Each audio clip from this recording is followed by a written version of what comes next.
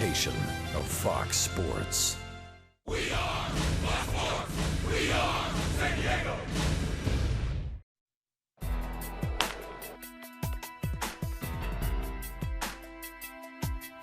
This ball is deep and very gone. Got it. Second strikeout for Cosart. Oswaldo Arce has done it again. And a swing and a miss.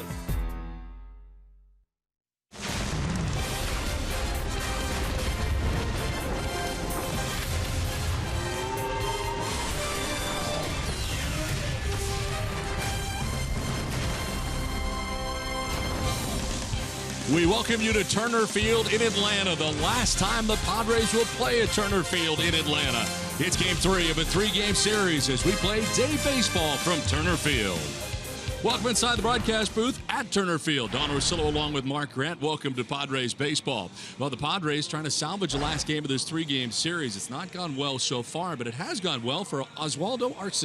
Yeah, a lot of moving parts on the roster for the Padres, and another opportunity for Oswaldo Arce. We've seen him in right field. He is a corner guy. He can be in left, he can be in right. But how about the power? 3 for 7 in the series. And how about the launch angle? Getting underneath this one, 40 degrees on that one. And then the line drive, oh, that one's like 28 on the launch angle. What's that tell you? The guy's strong, he hits homers. 28 degrees, 40 degrees, it could be 98 degrees. It doesn't matter. The launch angle is awesome for Arce off his bat. Home runs, you make a mistake, he will make you pay. Jared Cozart on the mound today for the Padres. He's been very good as of late. Last 3 starts, a 1.62 ERA. Look at the punch. He's only 12 and 6 2/3 innings pitched, but I tell you what, what's been working for him and why do you see these numbers? The cut fastball getting ahead. He also throws a 2-seamer times. You see a lot of ground balls. It seems like that's been the common thread this series, and especially in Miami with all those double plays. So Jared Cozart, he's been one of the constant starters for the Padres right now. Another great opportunity to stretch that out into another good outing and salvage, like you said, the 3rd game of the series. Launch angle. It's all about the launch angle. Get ready to launch. Breakfast, lunch, and dinner. You think Braves, you think John Smoltz. He's one of the big guys here over the years. We'll talk about a no-hitter that got away from him. Julie Alexandria will join us next. We come back to Atlanta.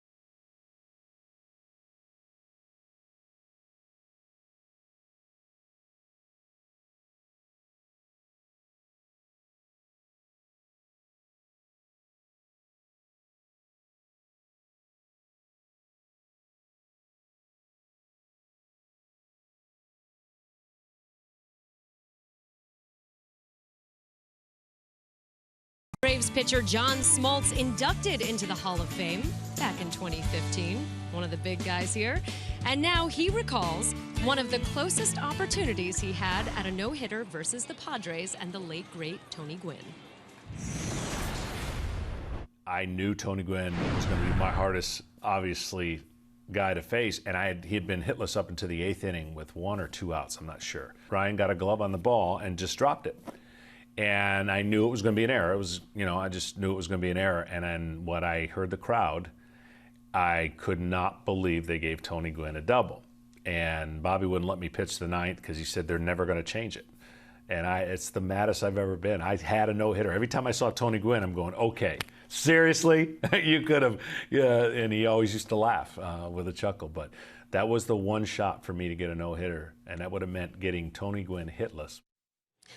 The one shot and the one that got away happened on April 14th, 1996. Well, when we come back, Padres and Braves, it's the final game. Let's close it out with Cozart. The Padres' final game at Turner Field coming up.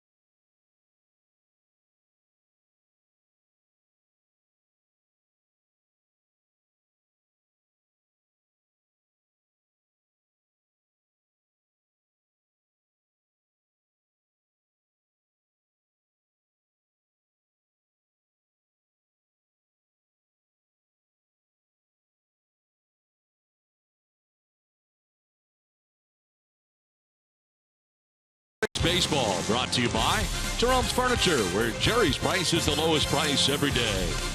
By Petco, where the healthy pets go. By Smart & Final, now at 25 stores across San Diego.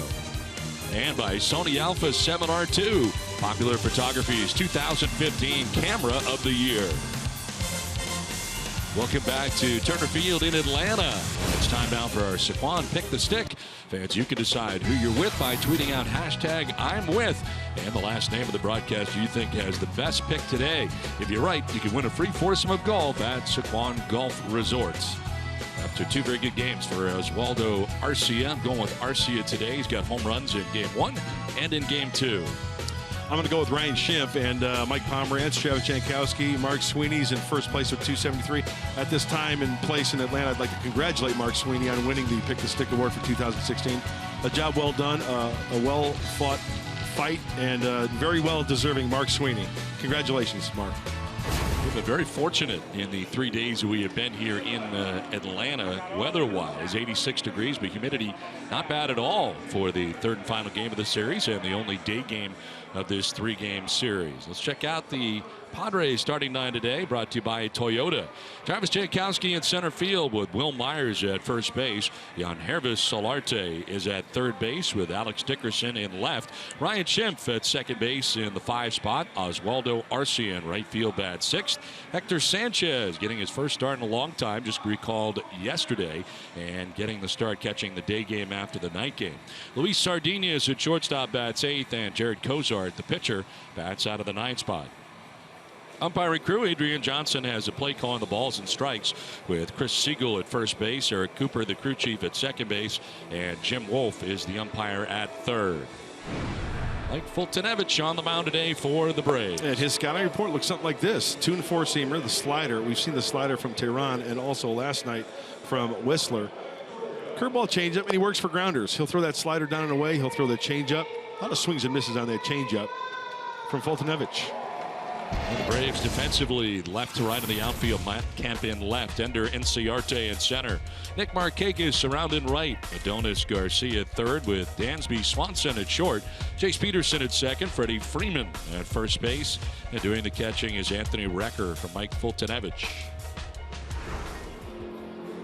So the Padres and the Braves wrapping up this 3-game series. And Travis Jankowski standing in to get it started. Padres in their road grays today. And the first pitch of the ball game is going to miss for ball 1. Jankowski hitting at .256 with 2 homers and 10 runs batted in.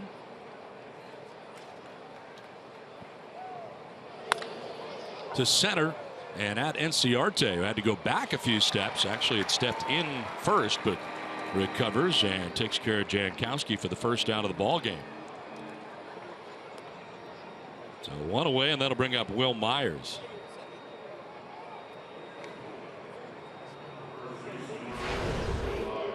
.260, 23 homers and 73 runs batted in for Myers. Relatively quiet series for Will. 1 for 8 in the series, and just 1 for 16 on the road trip.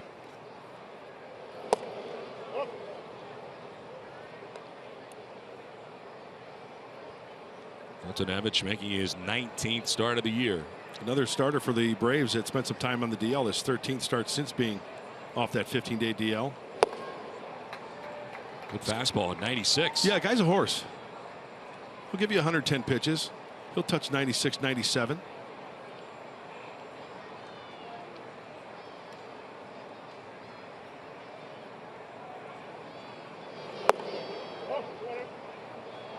Here at Turner Field, the Braves have won 7 of the last 9 games between these two teams. And 46 and 25 all time. The Braves with the edge against the Padres at Turner Field. Ooh, Newman's up at 2-2. Well, the front side of Will Myers really opened up in that slider. You can see it opening up early, just kind of sweeping at that baseball, not attacking it. As a hanging breaking ball is Yangervis Solarte.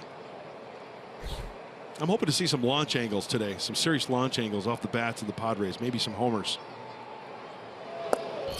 Last night, Mark Graham, in case you missed it, found out what a launch angle is, and ever since then has been obsessed with it. Oh, you know, I knew what it was. Really? Just kind of did a little bit more deeper research into it and fell in love with it. Knowledge is good. Myers to left field. Matt Kemp going back with plenty of room, and with the glasses on, puts it away for out number 2. Okay, you want to learn about launch angles? Well, ground balls fewer than 10 degrees. Actually, should be fewer because you can count degrees. Anyway, line drive 10 to 25 degrees, a fly ball 25 to 50, and then a pop-up. That means they work underneath it. But see, here's the deal. Home runs, you got to hit on the sweet spot, right? If you get jammed off the end of the bat, you can still have a 20 to 50 degree launch angle, but it's going to stay in the yard because they got in on you or off the end of the bat. So the whole key is bat speed, hitting the sweet spot. And then you equate some of the launch angle on it. Yeah, you'll get your home runs. Well, this launched off the bat of Solarte out to center. Inciarte is out there to make the catch, shy of the track. 3 fly ball outs, no scores. The Braves are coming up.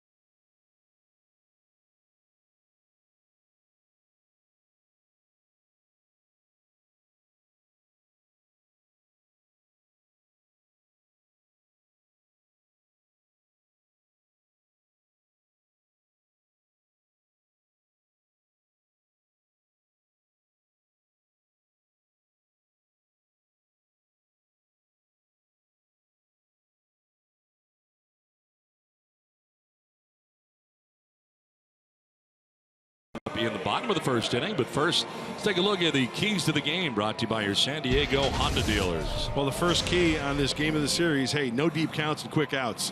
Too many deep counts. Defense getting back on their heels. Got to keep them busy.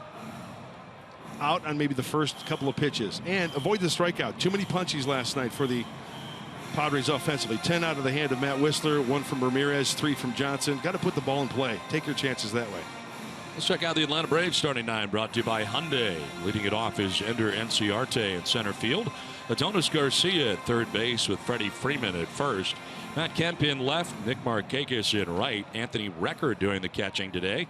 Chase Peterson at second base. The rookie Dansby Swanson at shortstop. And Mike Fultonevich, the pitcher, bats out of the 9 spot.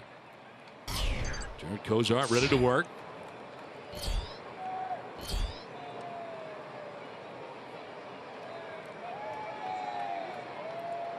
Cozart looking for his first win of the year, although he's pitched very well the last 3 times out for the Padres. 10th start of the year for the right-hander. Yeah, 4 out of the last 5 starts. The Padres given a fewer than 1 run, either 1 run or fewer. The ground ball softly at first, and Myers will just tag the bag. That's getting in the kitchen, I would say. Well, defensively today for the Padres. Brought to you by your San Diego County Ford dealers. Left to right in the outfield, Alex Dickerson, Travis Jankowski, Oswaldo Arcia. Third to first, John Evers Solarte, Luis Sardinez, Ryan Schimpf, and Will Myers, with Hector Sanchez doing the catching today for Jared Cozart. There is Hector Sanchez, called up yesterday from AAA El Paso, with Christian Bethancourt going on the DL. There's strike 1 to Adonis Garcia. Third baseman who checks in at 267, 11 home runs and 46 runs batted in. Garcia with a good showing here last night in game 2 of the series. Had 3 hits in last night's game. Second straight multi-hit game, 5 for 10 in the series. Andy Green's team trying to salvage the last game of this series after they took 2 out of 3 from the Miami Marlins to begin the trip. To first, and Myers will again take it to the bag himself for the second out of the inning. Perfectly placed. Will Myers at first base. Well, the Padres scouting report is brought to you by Anderson Plumbing, Heating and Air. The cutter is key for Jared Cozart. He's got the 2-seamer as well, the curveball and the changeup. And as we mentioned, he's pitched very well as a Padre. Remember the last start? Hope that blister doesn't come into play like he did his last start. Yeah, not a lot of time in between for it to kind of repair itself. 2 outs here in the first. Freddie Freeman standing in deep in the box. With 27 home runs on the year, 66 RBIs to go along with the 289 batting average. Interim manager Snitker here for the Atlanta Braves, taking over for Freddie Gonzalez.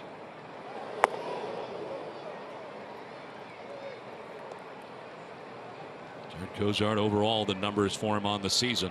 You know, the walks can be a little bit of an issue with 28, 44 frames. Strikeouts are there. Only 1 home run. That's a good sign, keeping the ball in the yard. Cleared foul, and it's 2-1. With the Marlins this year, he had been 0-1 with a 5.95 earned run average. And he had 13 earned runs in 19 2/3 innings. Much better with the Padres. Swing at a foul tip, 2-2. Trouble with the breaking ball of Freddie Freeman. Even though that was a hanging breaking ball, still could not connect. You might see another one here. Oh, he wants the fastball in, fastball away. Sanchez wanted it up and in, but he elects to go down and away here.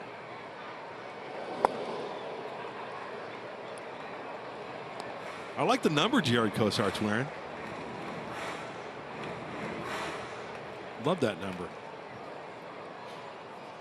I'm going to guess you wore it at some point. I did. Yeah. As a Friar.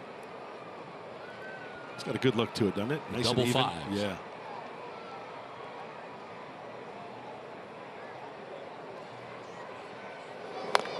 Rolled over a foul. I'm surprised it was not retired.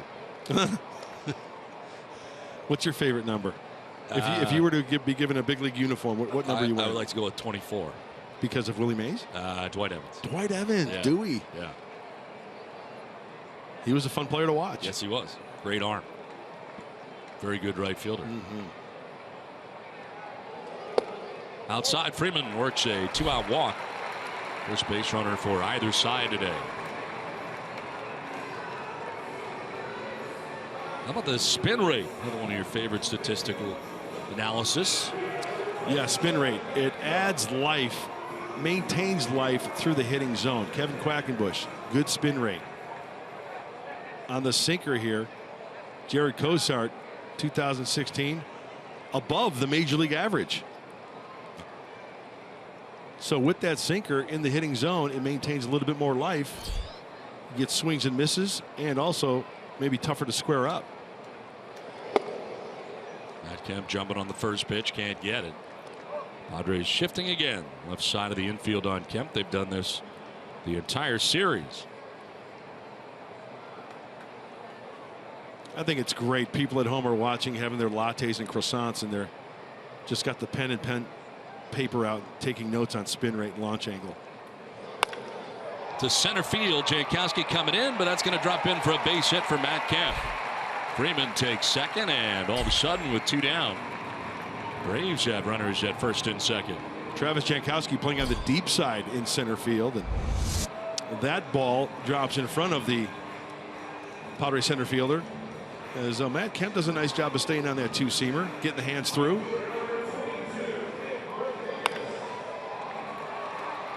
Seems to always take the same type of swing. Doesn't seem to overswing. Lets the mechanics in the bat do the work.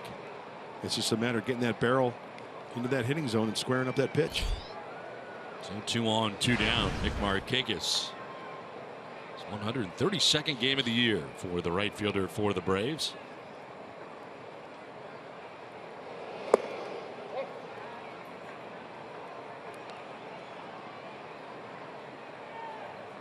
Cozart was able to get Inciarte and Garcia to begin the inning relatively quickly, but Freeman a walk, Kemp a single, and all of a sudden the Braves have runners at first and second.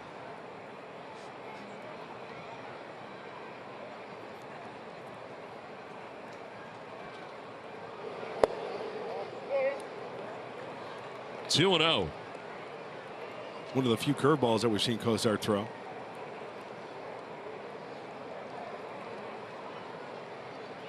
Padres getting Cozart from the Miami Marlins on July the 29th, part of a 7-player trade.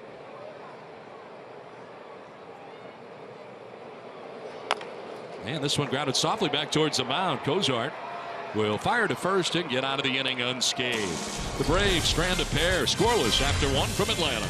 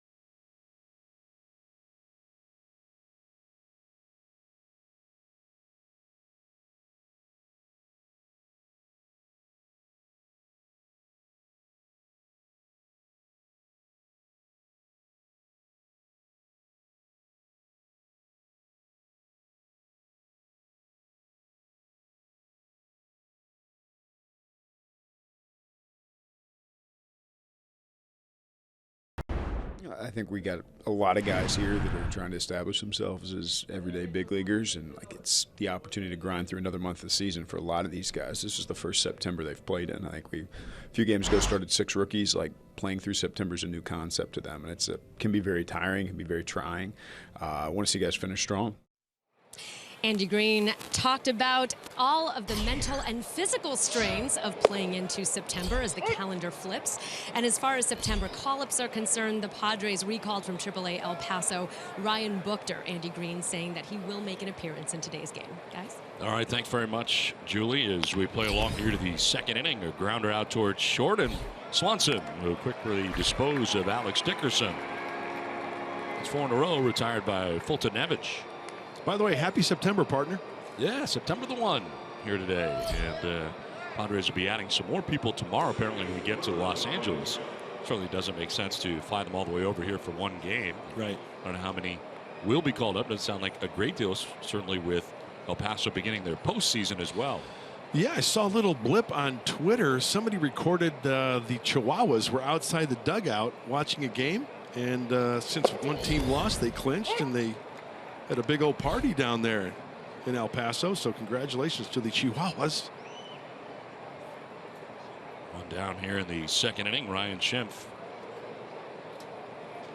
So many of the Padres who are here now, including Ryan Schimpf, big part of that club during the course of the year, one time, certainly the beginning of the year anyway.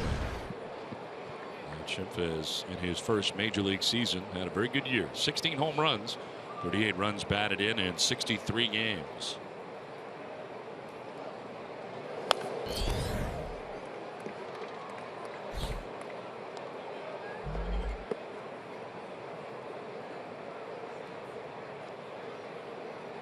Schimpf now, Arcia next.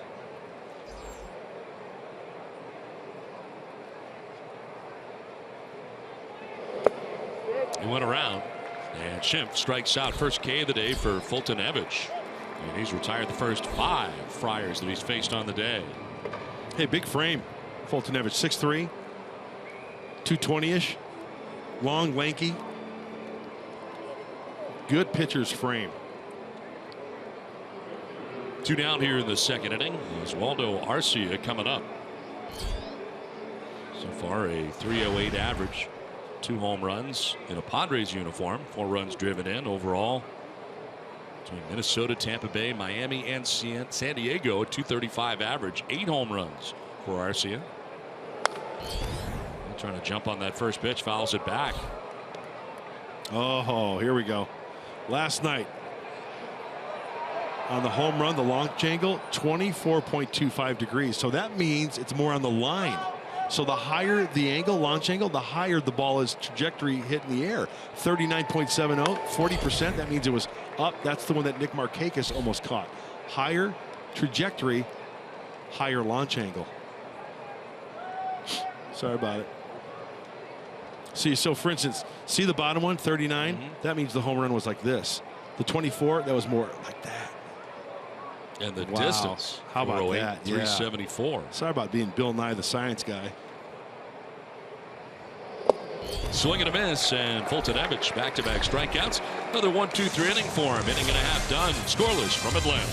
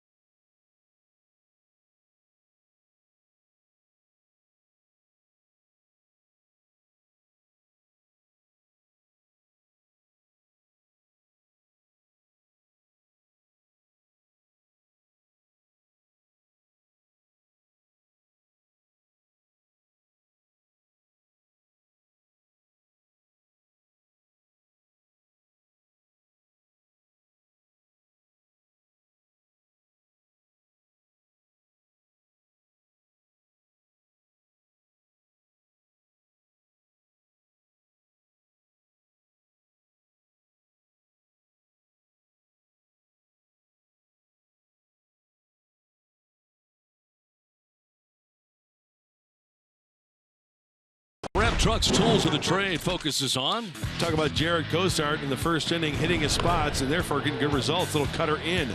Bad swing. Look at that. Down in the zone. Very tough to elevate a pitch that's got some cut to it, working down in the zone. And Jared Cozart covering his position there. 3 outs in the first inning. Guess what? 3 grounders. Why? Late movement with the cutter in the zone and down in the zone. Hence the grounders for the double nickel. Cozart worked his way around a walk and a single in the first inning. He's able to get Markakis to ground out to end the inning. Braves stranded 2. Anthony Recker leading it off. Jace Peterson and Dansby Swanson. Works out to be 6, 7, and 8 for Atlanta here in the second inning.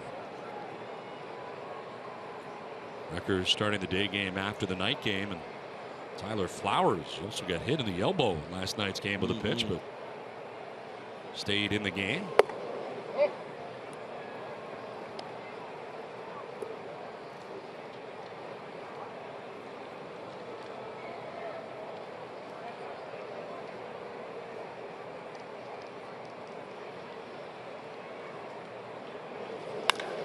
In the air to right field, struck pretty well. Arcia going back. He'll have room. Shy of the track, makes the catch out there in right field. Recker is out number 1 at the bottom of the second inning.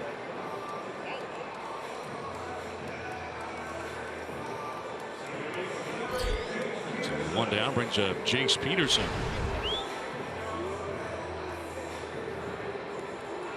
Well, for 2 last night. And 2 for 6 so far in the series against the Padres.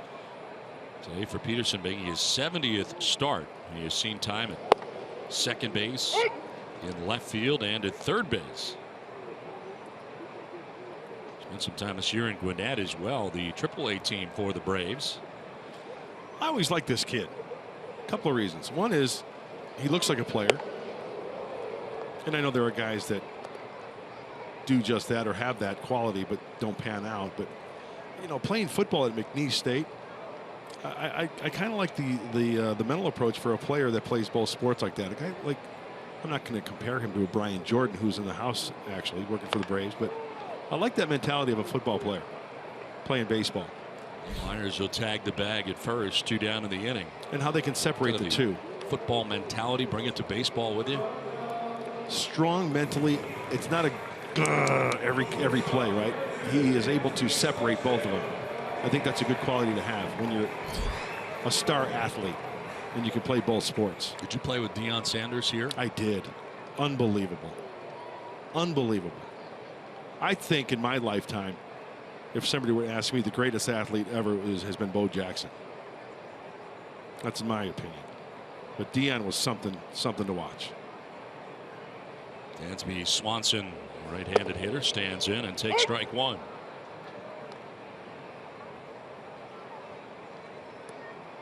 Looking at 279. No homers, 4 runs batted in. In his 13th big league game.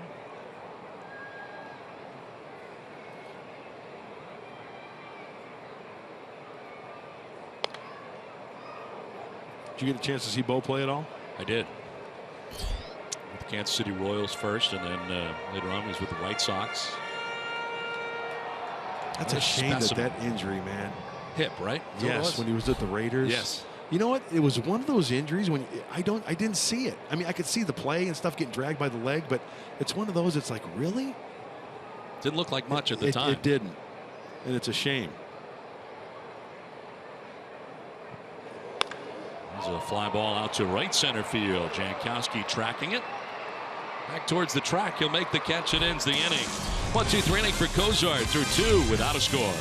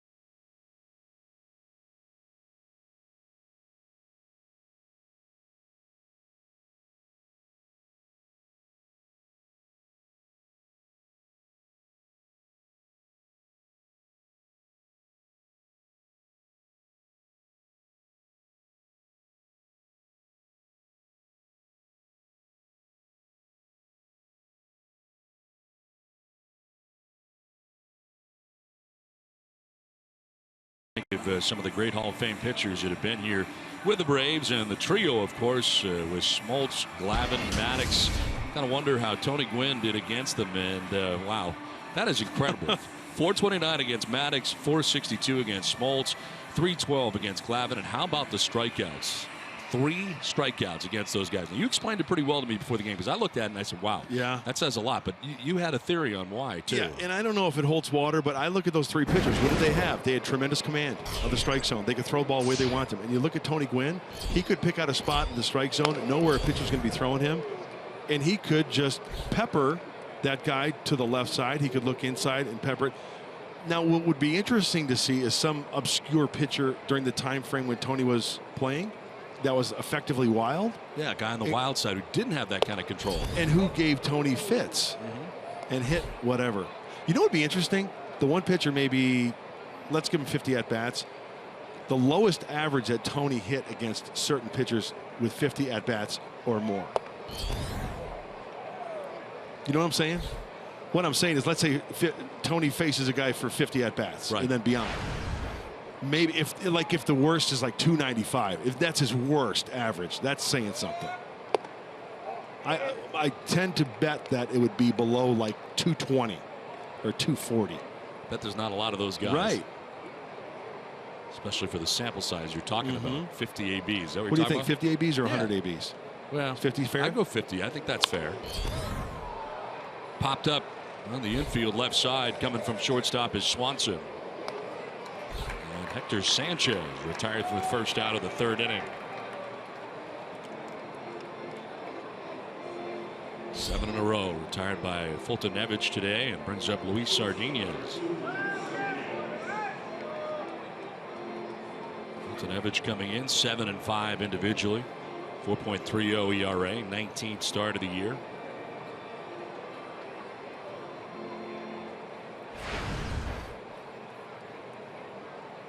Time this year with the Mariners and Padres for Sardinez. And a fly ball down the left field line. Matt Kemp headed back and over, and Kemp will make the grab back onto the warning track. That carried a lot better than I thought it was going to, and I think Matt Kemp thought it was. Kind of started gliding initially and then had to turn it on as he gets back onto the dirt of the track and makes the catch on Sardinez, out number 2 of the inning. That ball slicing off the left-handed bat towards the line. You got to get a little extra hip hop in your step when you're playing in the outfield, and that's off the opposite bat. It's going to slice towards that chalk line. How big a deal of it is it, you think, for him to go from right field, where he played all year with the Padres, now to left field here with the Braves? I think it's a huge deal just for that reason. The ball, the angle off the bat, although you're still going that way, but it's a whole different angle. And Matt Kemp probably would say it himself. He wants to play right field. He loves to play right field. And remember, I forgot when it was, kind of objected to playing left field. More comfortable as a right fielder. And of course, Nick Markakis, same thing, playing so many years in right field for the Baltimore Orioles before coming here to Atlanta. He was already here when Kemp arrived. Year 2 for Nick Markakis in right field here for the Braves. Ozark with a swing and a miss, evens a count at 2-2. So here we go. Tony Gwynn's toughest opposing pitcher. Lowest career average, 50 at bats, Dwight Gooden. See, 243. There are a lot of guys who would love to hit 243 at the big league level. Swing and a miss. Kozart strikes out, 3 Ks for Fultonevich. He's retired the first 9. No score from Atlanta.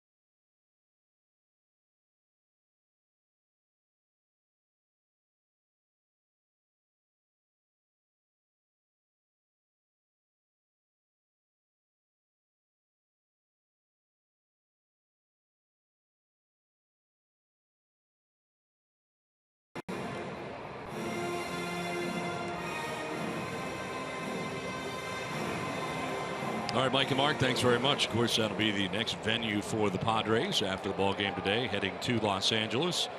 Open up a 3-game weekend series against the Dodgers.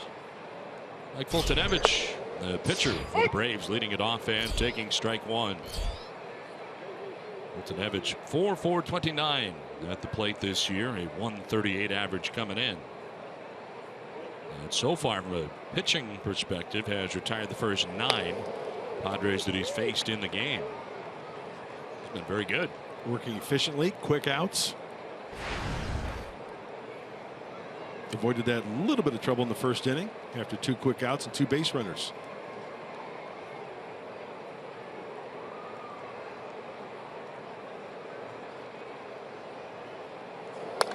And a foul back to the screen.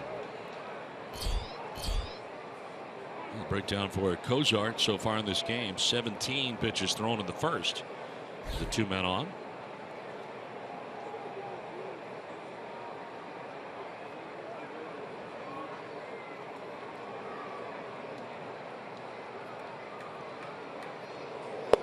And a swing and a miss. Foltynewicz chasing that fastball away. First strikeout for Cozart. Of course, they're down to 15 games remaining here. And the lineup, April the 4th, 1997, when they opened up this ballpark. Kenny Lofton, Michael Tucker, Chipper Jones, Fred McGriff, Ryan Klesko, Javi Lopez, Mark Lemke, Jeff Blauser, and Denny Nagel. You know, I look at that list. One's a Hall of Famer. One's going to be a Hall of Famer. Ryan Sandberg. And you can guess the Braves list who's going to be in the Hall of Fame, right? Yeah. Michael Tucker had the first home run here. Michael Yeah. Chipper Jones. Yes, but he's not going to be a Hall of Right, Famer. right, I'm just right, pointing right. out the first home run ever hit here. Yeah. We're having separate conversations. So Ryan Sandberg already in, and Chipper Jones a lock. 11-game hitting streak for Inciarte coming in.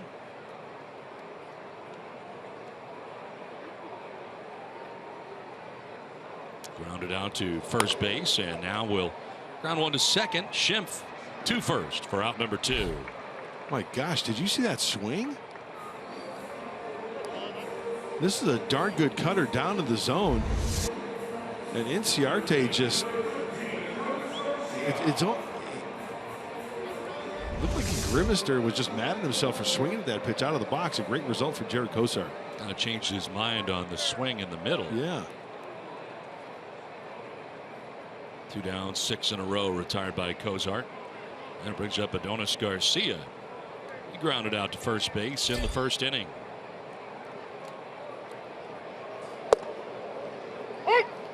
Myers has been busy down there at first base. 3 unassisted so far for Myers down there at first.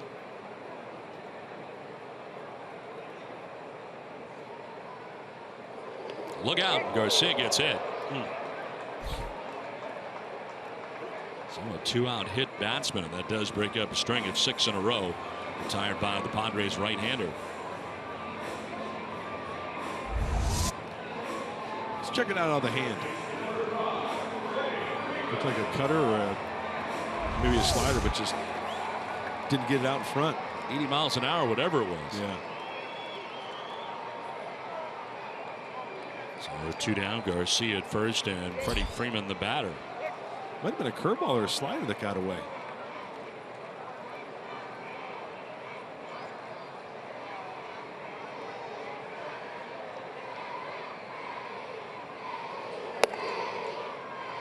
Freeman walked in the first inning. Only free pass served up by Cozart so far in his outing. Well, one thing already, just want to make note of the hit batsman, right? Really out of the zone, where Cozart's been consistent down to the zone, getting grounders, and then that fastball up and away.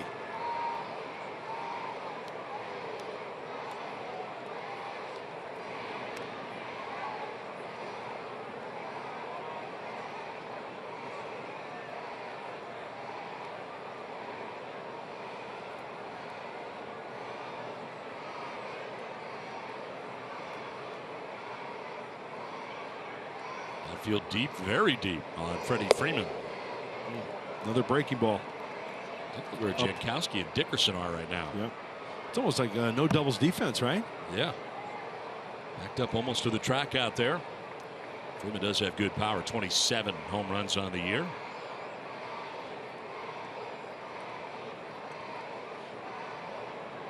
Cozart's falling behind 2-0.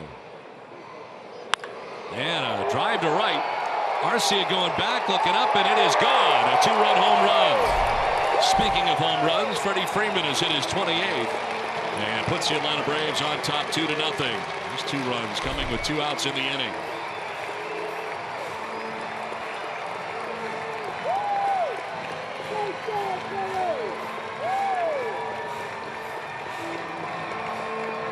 When we talk about hitter counts, dangerous counts. 2-0, especially to Freddie Freeman. If you're going to pitch to him, you got to be really careful of location. That's just a spinner. Looked like a breaking ball. He wanted it down and away, and Freddie on contact right at the belt buckle, known for his line drives. One of the best line drive hitters in all of Major League Baseball sends that one out in a hurry. Well, Matt Kemp. He'll chop one down to third. Solarte, even with the bag, in time to end the inning, but the damage done. Freddie Freeman's gone deep for the 28th time. 2-0 Atlanta.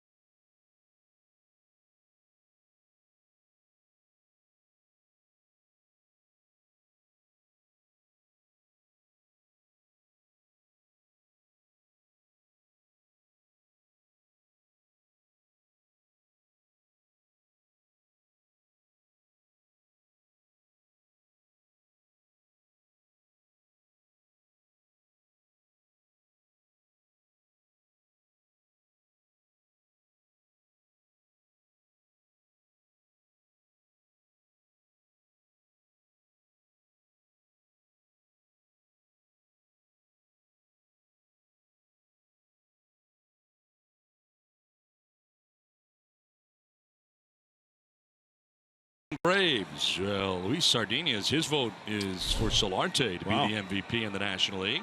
Okay. But I think Chris Bryant's probably a better pick.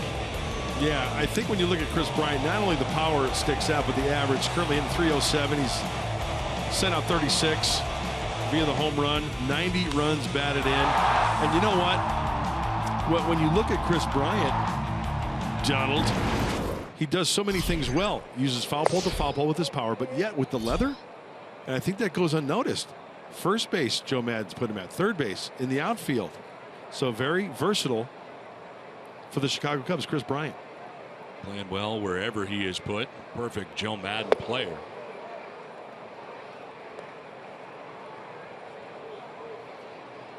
Travis Jankowski enjoying a good August. Just wrapped up yesterday. 308 home run, 3 runs batted in, and he's a stolen base shy of 30 on the year for Jankowski. See what adjustments the Padres make second time through, as Fultonevich retiring the first 9 Padres that he faced here on the day.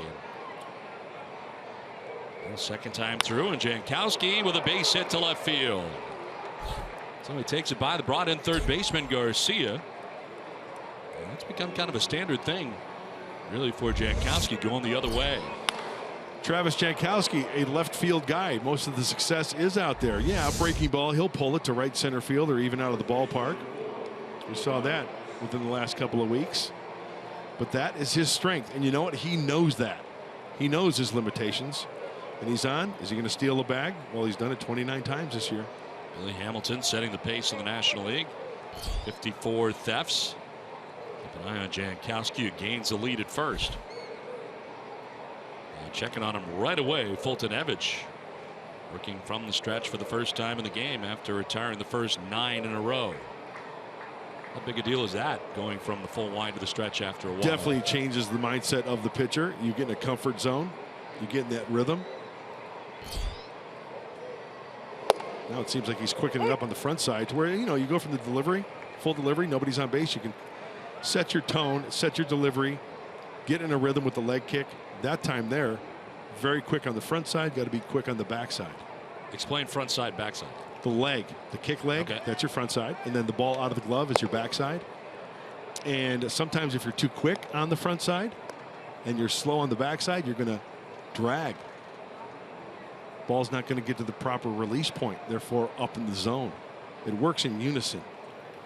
If you're quick here, you better be quick up here so you can get that downward plane.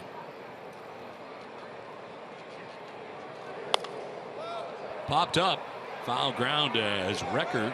Couldn't find it right away, but it's not going to matter. It's back into the seats behind home plate. Good chance of getting a foul ball today if you're a fan.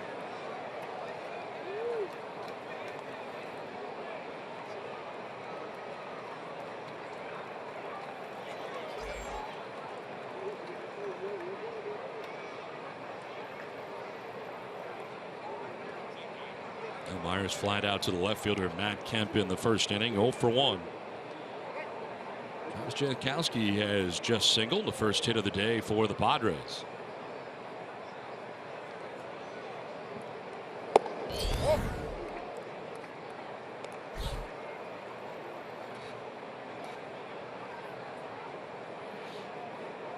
Jankowski held on by Freddie Freeman at first base.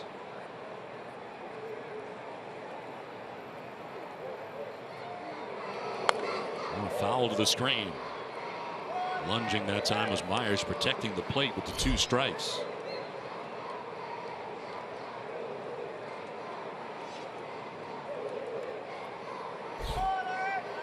Ender Inciarte, the center fielder for the Braves, over towards right center. Good sized gap out in left center field for Myers. A gap right out that way. So the infield a double play depth. And a check on Jankowski. Well, the runners, base runners for the Padres, they're given the green light to go unless they're given the stop sign. If they get a good jump, they can go.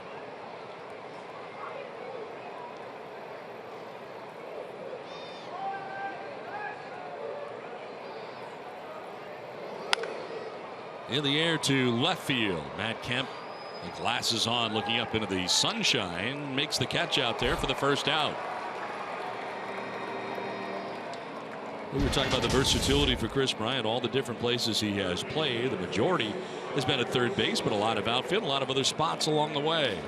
Yeah, and feel very comfortable in putting him in those spots. I mean, you talk about different angles. We talked about Matt Kemp going from right field to left field. How about going from the outfield to first base? And he's playing them very well. I mean, he's not going to win a Gold Glove, you know, at first or in left or in center or whatever. You can be comfortable as a manager putting him out there in any of those positions. He's not going to embarrass himself. Joe Madden had an interesting perspective in talking to him about the guys that move around. He moves around. Ben Zobrist moves around.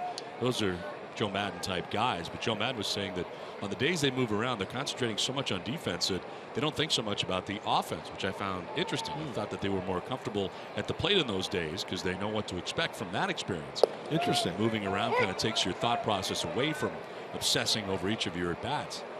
Different vantage point. Yeah. But Joe's got some very different thinking. Part of his success. Yeah. Broke the mold. Is that what they say? Yeah. No doubt changed the culture in Tampa Bay. And got a team that was really struggling to the World Series in 2008 against the Phillies. Really changed that culture overnight.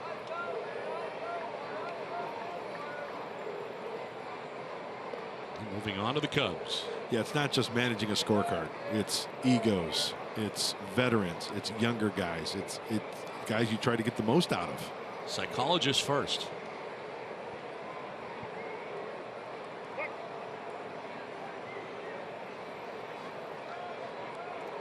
Lead off first for Jankowski. 1 out. There goes Jankowski. Solarte swings away. It's fly ball to center. And Ciarte camped underneath. 2 down. And Jankowski back to the bag at first. So 2 away, and that'll bring up Alex Dickerson.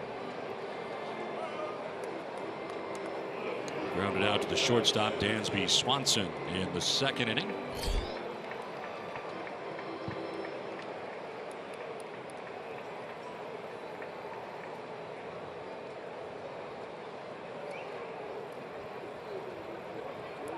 Fultonevich coming in at 7-5 individually, looking for his 8th win of the year. Has a 2-0 advantage thanks to a 2-run home run by Freddie Freeman.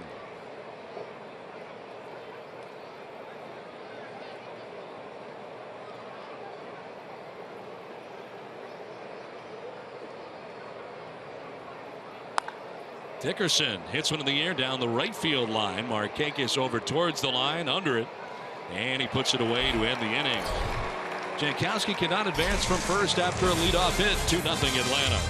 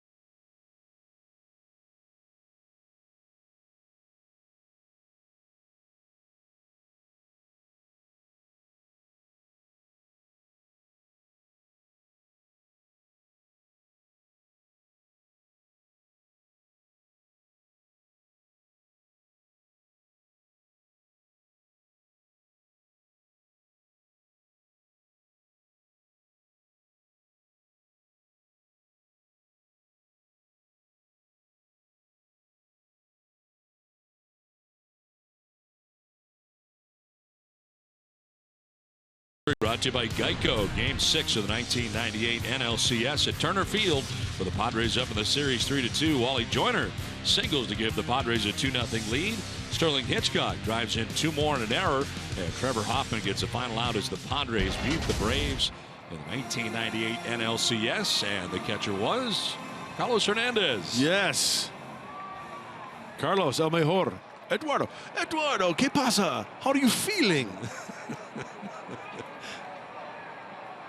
How about the wrestling stickers he's got? Oh, yeah, the Lucha computer? Libre masks on the computer? Yeah. Big fan. Yeah, love those too. Nick Markakis, Anthony Recker, and Jace Peterson. We went to Mexico City, and I had the chance to do radio with Eduardo. And let me tell you something. That man is a rock star in Mexico City. Yes, he is. People were stepping on me, over me, just to get selfies with Eduardo. It was unbelievable. Oh, I wish I could have wasn't seen even that. there. One guy put his elbow in my face just to get around me so he could get a shot with Eduardo. That's great. He's done so many World Series and playoffs, postseasons. Great announcer. Couple of huevo buenos right there. Good eggs.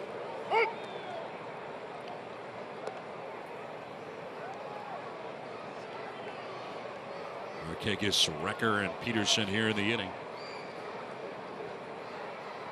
Cozart has run into some trouble after getting 2 outs in 2 of the first 3 innings in this game. There's a grounder right at Sardinez. And the first out here at the bottom of the 4th inning. Almost pulled Myers off the bag with that throw. A little deeper look into that NLCS. What do you remember about these games? Very, very exciting. I mean, You know what? I'll be honest with you. These are the games that were played at Turner Field, but there was one game when I literally almost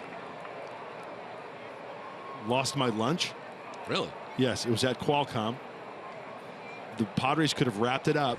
They brought in Kevin Brown from the bullpen. Okay, it was like the cavalry was coming. I mean, it was unbelievable. It was so exciting. Qualcomm was rocking. Kevin Brown starts warming up in the bullpen because he's a starter. Right. And everybody's like, this is it. We're going to seal the deal tonight. It's going to happen. Michael Tucker hits a home run, and I was up in one of the booths with my family, and I literally went, I need to find a bathroom. I literally almost got sick because the wind, the air just got sucked out of that stadium. Yeah. They then went on to here to win it in 6 games. And you felt better. Yeah. But Kevin Brown coming in to seal it, I mean, it was like a lock.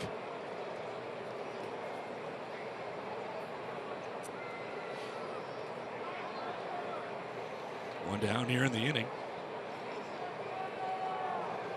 Furball?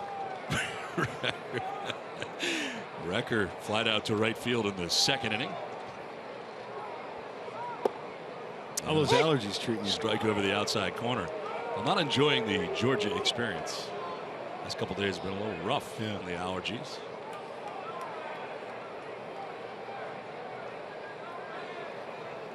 Let's see if you can put him away right here or get a bad swing and an easy grounder. Fastball in.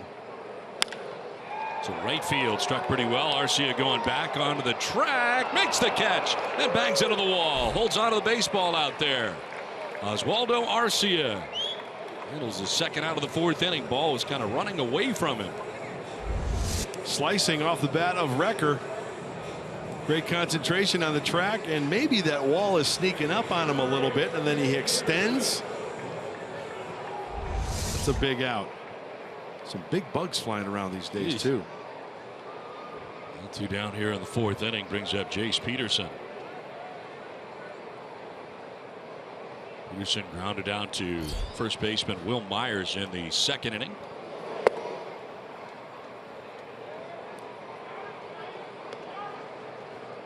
Nine games against the Padres in his career, .314.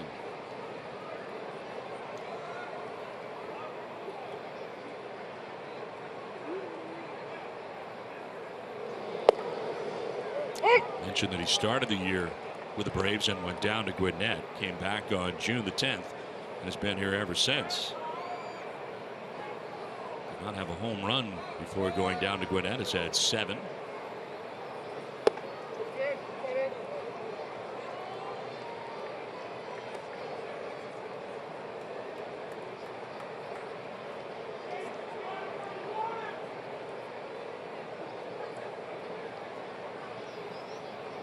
Last 10 games, Peterson hitting at .370. And it takes it just low. Cozart wanted it. 3-1. You know, it's going to be interesting with Jace Peterson because you look at, you know, he plays second base, third base. You've got Ozzie Albies in the minor leagues, the 19-year-old who's pretty much the future, I think, at second base, and we've got Dansby Swanson at shortstop. So, and right now, Adonis Garcia at third base.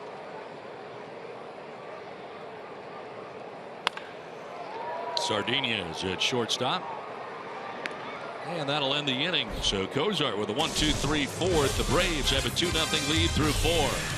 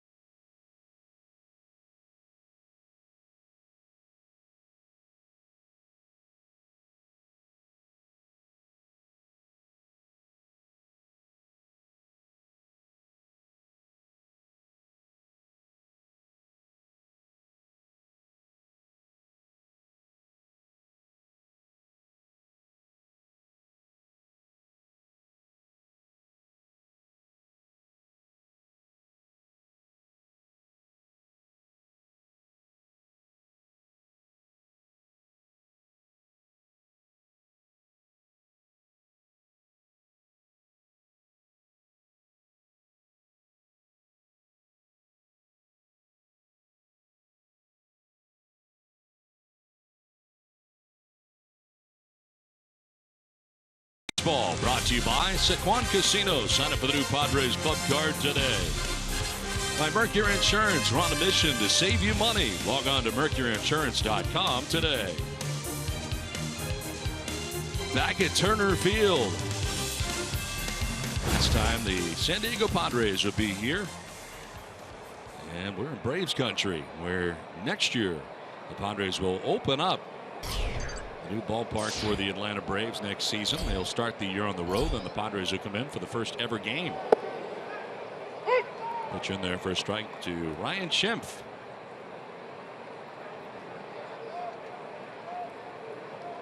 Be here before you know it, Mudman. Oh, I know. It's the season goes quickly, and then of course the off season. And this off season, I made plans to go to announcer school. I heard that you're going to go to analyst camp. It's in Palm Springs. Yep. Analyst school. Sharpen up on some things, reading promos, analyzing certain things. Sabermetrics. It's a 5-week program. So basically all of December. 1 week is on promos alone. Yes. I understand you're going to have a roommate. Yeah, Mike Blowers from the Mariners. Popped up as Garcia is there to make the catch back at third. Ryan Schimpf pops out. Well, this will be the place. SunTrust. Going to be the new name of the new ballpark here to begin next year in Cobb County. Looks like a nice yard. Yes, it does. A lot going up and around SunTrust Park. Fan friendly, not only in the ballpark but around it. It's going to be a hotel, almost like at Petco with the Omni there. There will be a hotel near the ballpark. We will be there. One down here in the inning, and it brings up Oswaldo Arcia. Hector Sanchez on deck right now, and Schimpf popped out to begin the inning. Well, notable players who play for 4 major league teams in one season. This guy, Minnesota, Tampa Bay, Miami. Now the Padres. How about Jose Bautista, Dan Maselli, Dave Martinez, Dave Kingman back in the Kong. Played in 1977. The Mets, the Pods, the Angels, and the Yankees. Just some notables. It is amazing to be that well traveled in one year. Season. And 4 different major league uniforms on.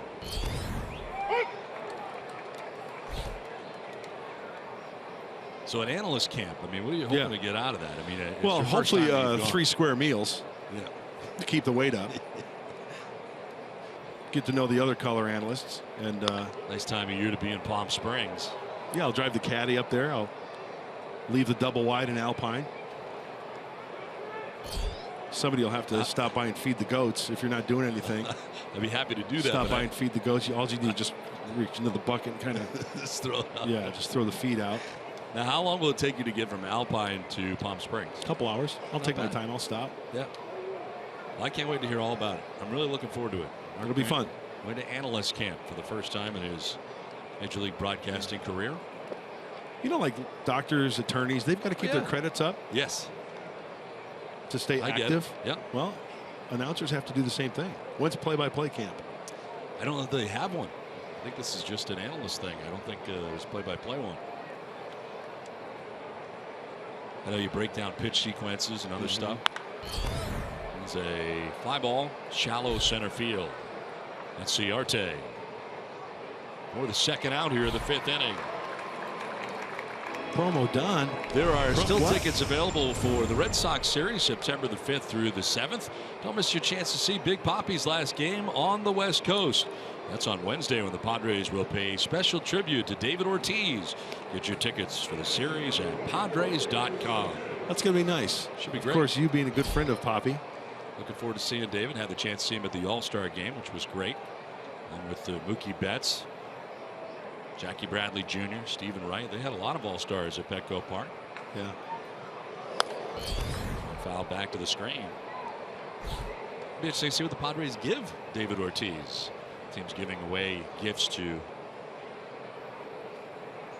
notable players. Something possibly with a San Diego flair.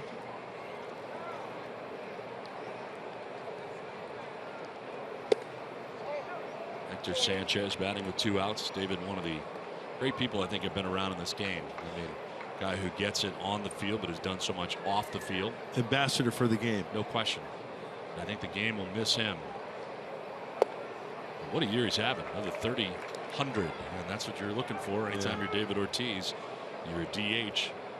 30 home runs, 100 RBIs year in and year out, and doing it at his age is remarkable, and really going out that way. And I don't think there's any question he will be retiring, as this one grounded foul outside of first.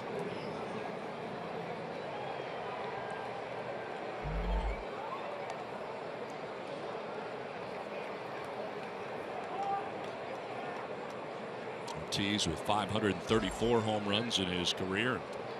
Had the chance to call his 500th. Very cool.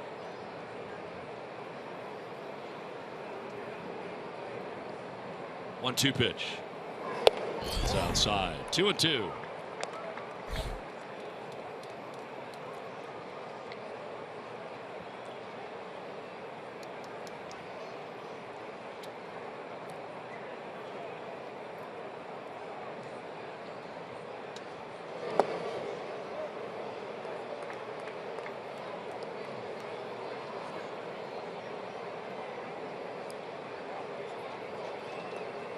Five in a row retired by Fultonevich, and they've all been in the air.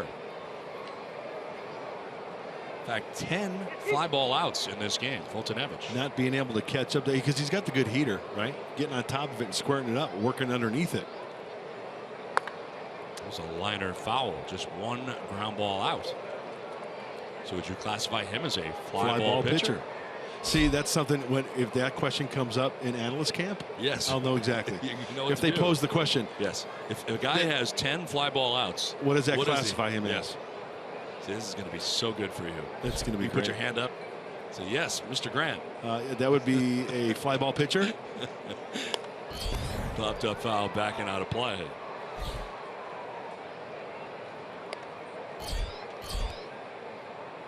I think it's great. You guys are going to go sing songs, campfire, s'mores, team stuff. Yeah, teamwork. Get to know each other's teams.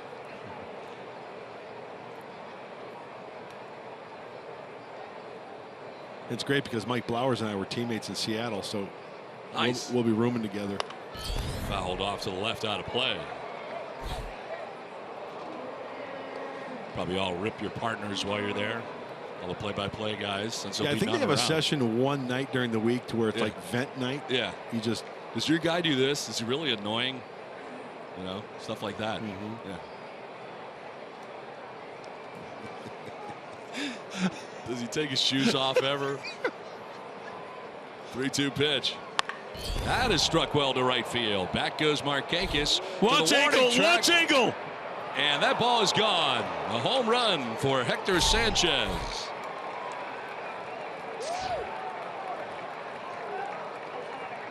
I think one of the other things you're going to teach at camp is not to talk over the home run call when the play-by-play guy is trying to call a home run call. I hope so. I really do. I hope that's early in the camp in Palm Springs. Well, he got underneath this one, and watch the trajectory off the bat. Now, if it's a 90-degree angle, right? Okay, roll it. If you roll it, okay, see the angle there? It was kind of like that. I'm going to guess it's, if that's a 90-degree angle, I'm going to guess it's like maybe a 40, I'm going to say 43 to 45 degree angle. Yeah, I would agree. So now if you were teaching the class, you would say, just as the ball is about to go out of the yard, just yell stuff. Yeah.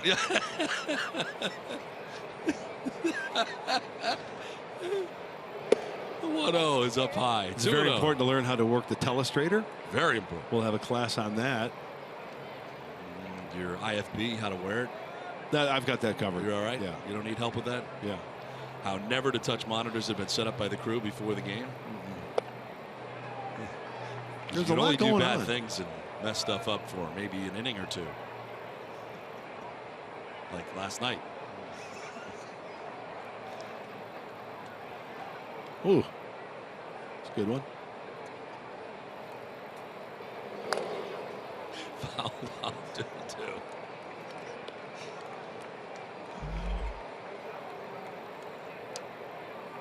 Hector Sanchez with a home run. His second this year. Good for Hector. Getting another chance and going yard.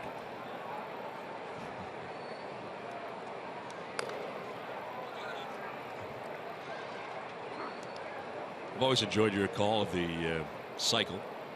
Hey, I was a fan that day. Really good. Yelling out, go, go, go, right? I was a fan. Really good. I lost it.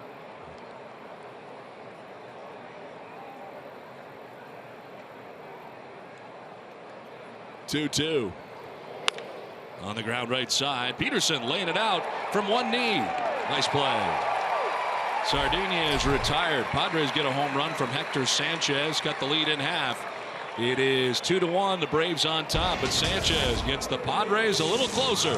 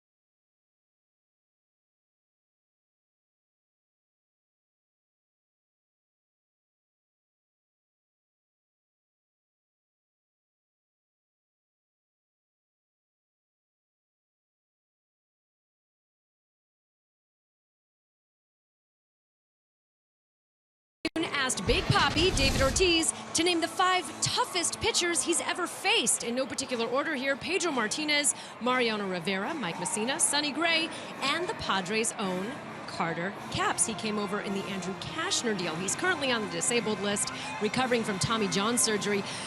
But Ortiz credited him with a very deceptive release point. Certainly gives Padres fans something to look forward to. All right, thanks very much, Julie. Of course, David Ortiz has the most home runs for an American League player here at Turner Field, part of interleague play. As Jared Kozar ready to work here in the 5th inning, now trailing by a run. A run by Hector Sanchez, getting the Padres back within a run. Swanson, Fultonevich, and Enciarte scheduled to bat in the inning. You know who I'm looking forward to is we mentioned Big Papi. Yep. Not only seeing him, but Mookie Betts and Owen Moncada. Yes. They called him up. Just called up, spent a lot of money on Moncada. Yeah, let's not forget about that graphic, and the one that Big Papi mentioned was Carter Capps on the mend. Line and caught. Ryan Schimpf onto the backhand. Will also be nice for you to see your friend John Farrell will be coming in. Yes, big fan. Battling cancer last year and successfully doing so. You guys go back a ways. John and I first met in the minor leagues in the Angels system in AAA Vancouver and became friends, and it's nice to see the career path that he has taken. Managed in Toronto first. Won a championship in 2013. Trying to get to the postseason again. It's been a very good year.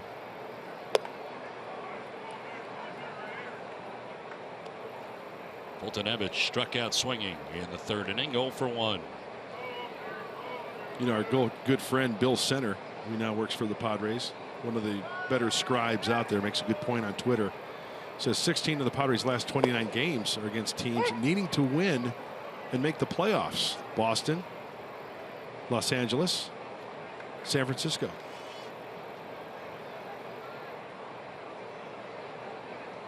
Thanks, Billy.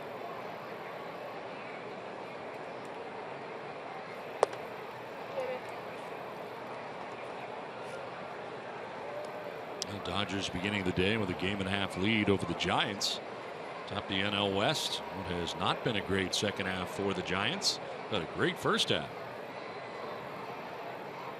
Started the second half, the Padres sweeping them at Petco Park, and that seemed to change everything for them.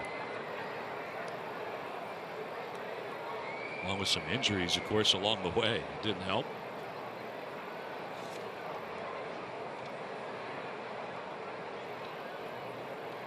Matt Whistler enjoying a big league ball game after his performance yesterday. Protecting the plate is Fultonevich, fouling it off beyond the Braves dugout down the first base side.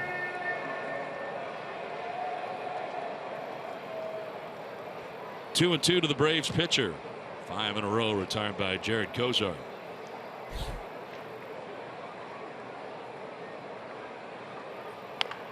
And a slow grounder towards short. Sardinia is coming in. Whoa! Hurry, and he's going to not get him. Not in time. Fultonevich beats it out. Did you see those strides? Got down the line very well. Seemed to surprise Sardinia. Really didn't charge it. I mean, 6'4" frame, 200 according to the media guide, and I tell you what, those strides, long strides, and this kid beats it out.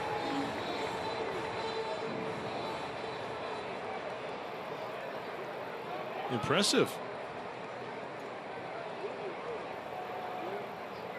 So an infield hit for Fultonevich. Third hit of the ball game for the Braves. And a check swing on a ball in the dirt. Did he go? No. They check with Jim Wolf. Some rather ominous clouds have made their way over here from left field, coming up over the top of Turner Field. And we're about to be cloud covered here after a ton of sunshine. Guess we'll have to check the radar.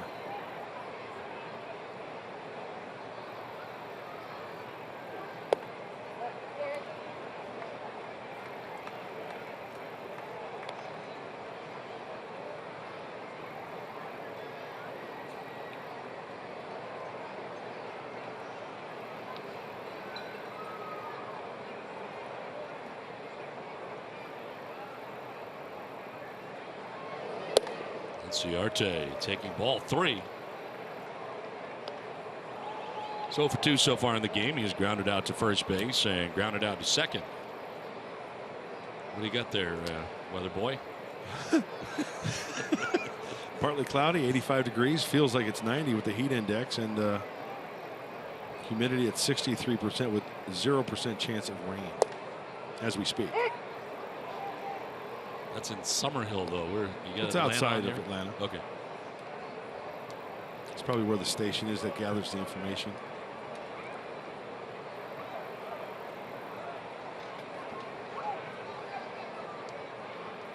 Dangerous count here. And ball 4 down to first base goes Ciarte. Second walk given up by Kozar. And time for a visit. Our game presented in HD by Sony. And Darren Balsley out there for that visit. Kozar got Swanson the line out, but the infield hit by Fultonevich. And a walk by Ciarte, and all of a sudden runners at first and second with 1 away. And this is where Jared Kozar really needs to concentrate on the cutter. The ball down in the zone. Why? Well, 1 out, a force at any base. Garcia leads the Braves in grounding into double plays with 15.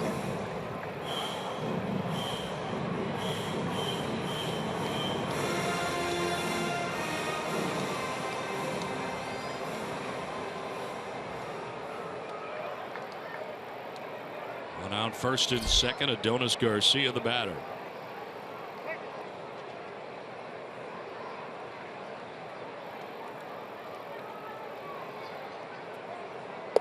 Breaking ball dropped in there for a strike. And he got a call.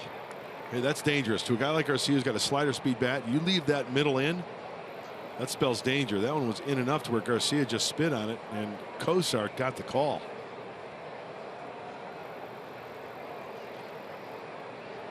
So I guess it all evens out because that was a pretty good pitch there. 20% chance of rain, by the way. That just changed this very moment. No, I was reading the wrong thing earlier. Oh. Hey, I made a mistake.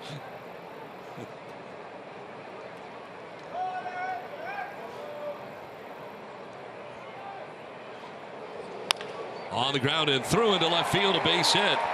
Fultonevich stops at third, and the base is now loaded. Dickerson comes up firing, but cut off there by Solarte, and now bases are filled with Braves with one out of the inning.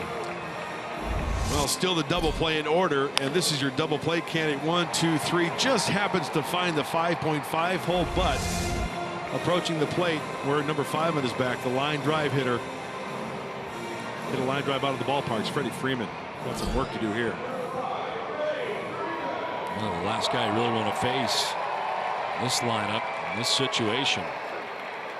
He has grounded into 11 double plays this year, Freddie Freeman.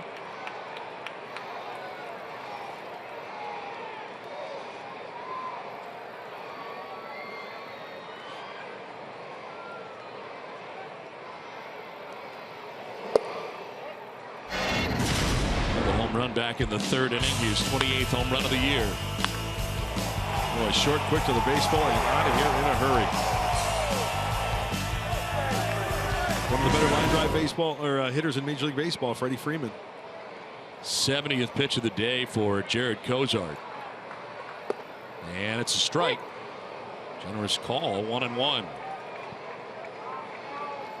Career with the bases loaded. Freeman's never had a grand slam, a .288 average. Wow, I would have lost that bet. No grand slams.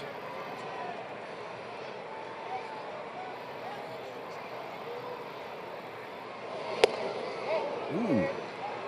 Wow. That's a good pitch. Double barreled action in the pen. Carlos Villanueva, Brad Hand.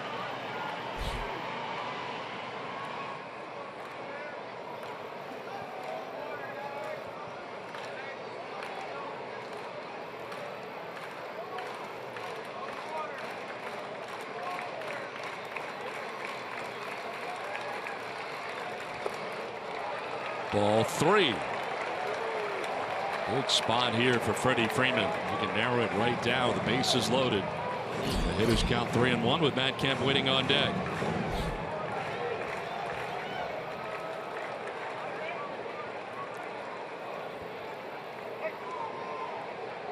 Think down, think tilt.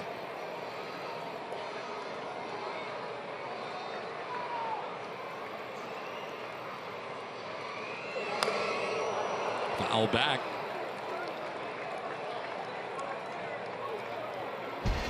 Now looking at Turner Field's records, Chipper Jones at 226. And Freddie Freeman down there at the bottom with 61. Andrew Jones, Brian McCann, Javi Lopez in between. 92-mile-an-hour cutter right there in that Freddie fouled off. Bases loaded. And the payoff pitch. And that's ball 4, a walk in a run. From third comes Fultonevich. He got it all started with the infield hit, and he gives the Braves a 3-1 advantage. Well, the way Freddie Freeman was swinging the bat lately, he's not going to bite at that pitch. He will gladly pass it on to Matt Kemp as Darren Balsey gets on the phone and finds out who's ready out there. Shouldn't take too long for a reliever. They've been up for a while. 1 out, bases loaded. And Villanueva still warming in the pen.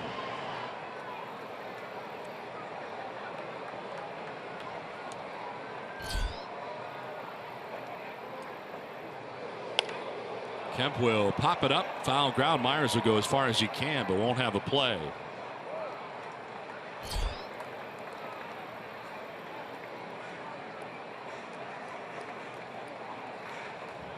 Cozart at 75 pitches and trying to work his way out of a jam here in this inning. Giving up a couple of hits, couple of walks, and so far a run.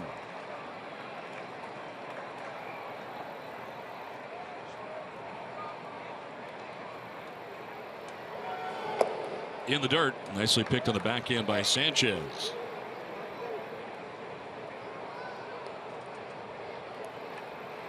Next pitch will be the 25th of this inning for Cozart.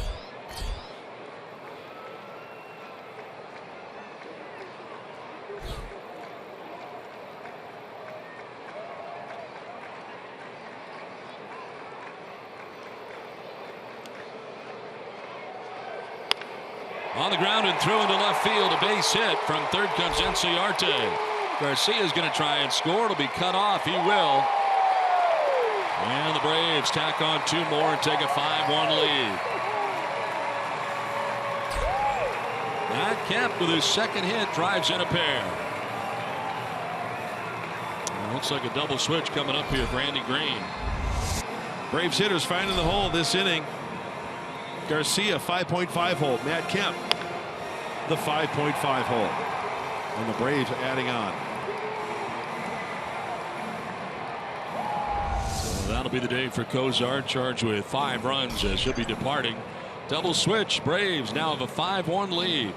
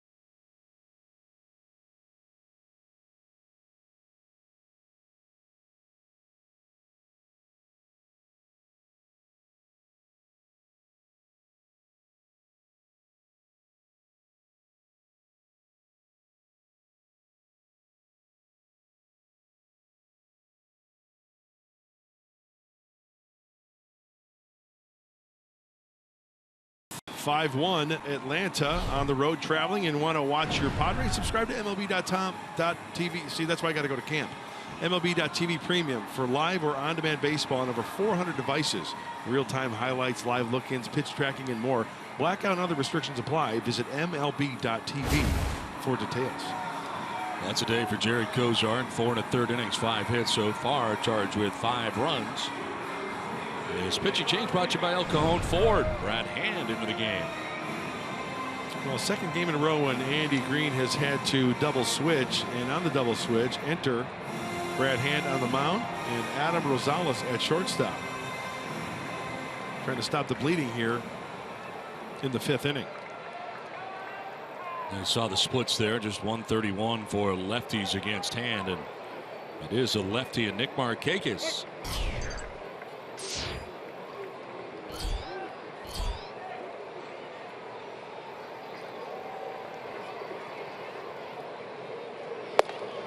Swing and a miss at the fastball. Yeah, Brian Snitker does a really nice job as far as left, right, left, right, left, right, left, right, all the way down to the pitcher spot. So breaking it up. So a lefty doesn't come in and face 2 or 3 lefties in a row, or righties on the other hand.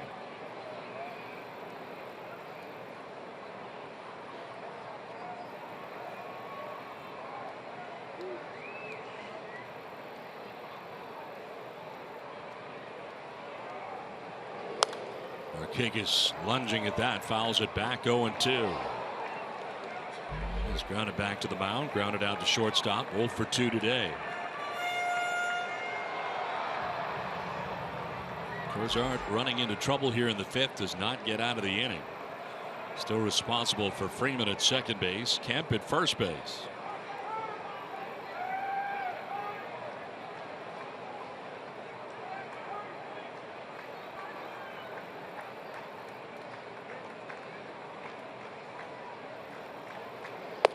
Swing and a miss. Markakis strikes out for out number 2 of the inning. So Brad Hand comes in, does a very nice job. Lefty-lefty matchup, and strikes out Markakis.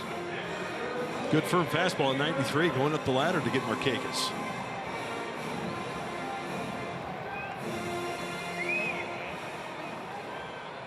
So 2 down in the inning. Anthony Recker, the batter. 0 for 2. He's flied out to right twice. Both times Oswaldo Arcia up to the task out there and right.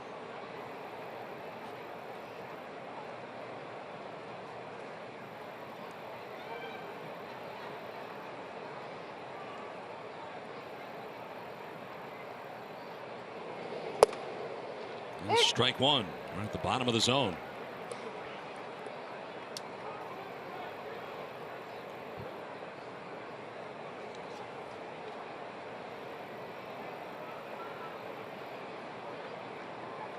Hand with 86 strikeouts now and 66 appearances.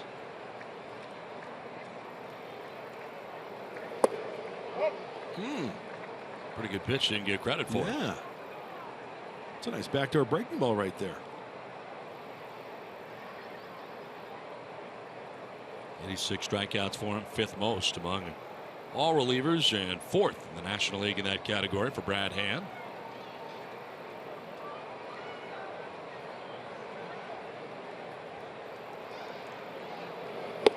A swing and a miss. That one by him at 93. Came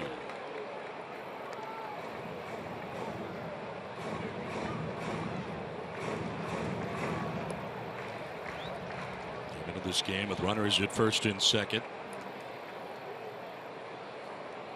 Strikes out Nick Markakis, now ahead of Anthony Recker, 1-2.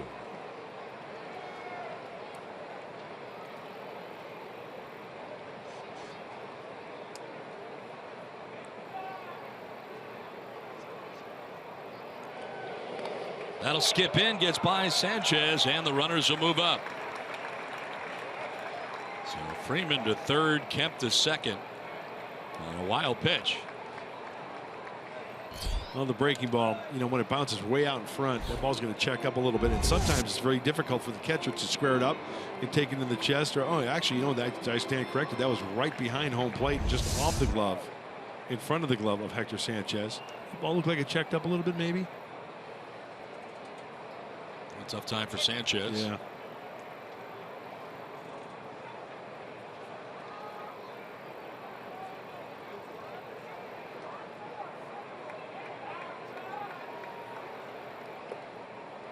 Blocks at that time, the runner at third base, and it's now a full count to Recker. First base open. Jace Peterson waiting on deck. I kind of got a look-alike for Brad Hand. What do you got? I'm going to go back 80s, early 80s. Shocker. Pitched for the Braves, pitched for the Giants, pitched for the Phillies. Pete Smith? No. He won the Cy Young Award for the Phillies. He was a right-hander, but he looks like, right there, he looks like the guy I'm thinking of. Went by the nickname of Bedrock. Steve Bedrosian. Steve Bedrosian.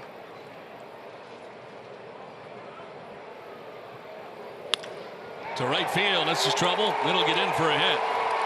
Freeman will score. Here comes Matt Kemp. Here comes a throw, and it's not going to be in time. 2 more Braves runs, and Atlanta takes a 7-1 lead. Anthony Recker driving in a pair for Atlanta.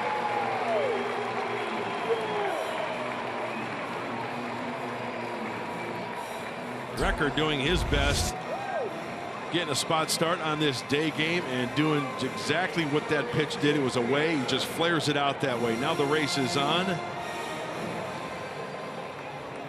And the Braves adding on again. In a huge inning for Atlanta, scoring 5 times. All 7 runs charged to Jared Cozart. The book now closed on the Padres starter today. You know, as a runner, you're watching that play develop. It's in right field. It's right in front of you. So when that ball enters the infield, you can kind of gauge if that ball is going to be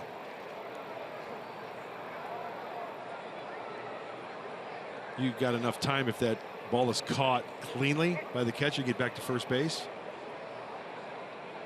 There's a good chance that a runner, if you read that well, you can be standing on second base.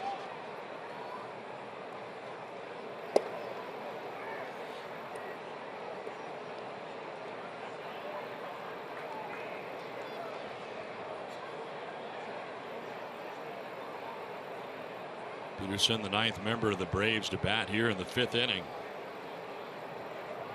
7 runs allowed by Cozart, ties a career high for him in runs allowed. That's a strike, and it's 1-2. So Cozart, who threw 77 pitches today, went 4 1/3, 5 hits, 7 runs, walked 3, and struck out 1.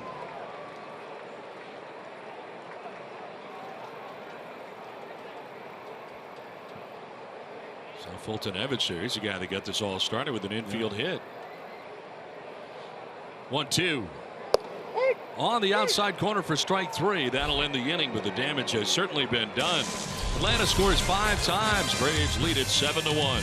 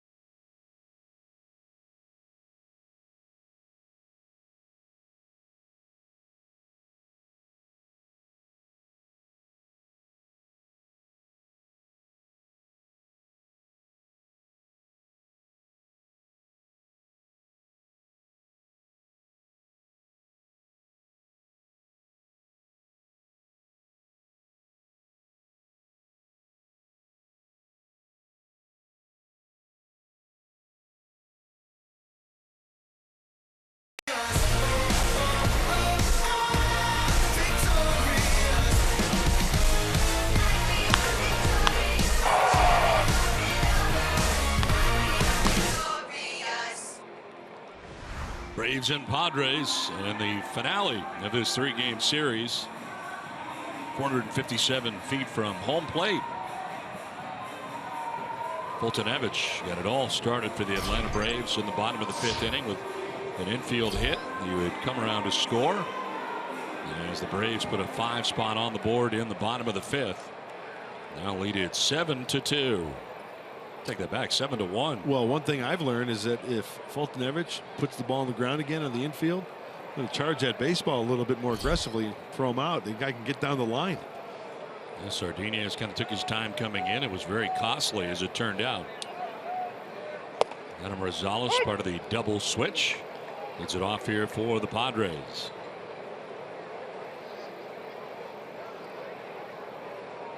Pitcher spot now the 8th spot in the Padres order.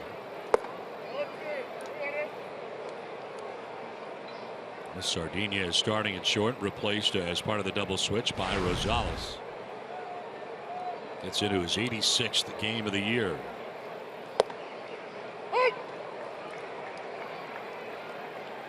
Rosales, Jankowski, and Myers scheduled to bat here in the visiting half of the 6th inning with work to do for the Padres.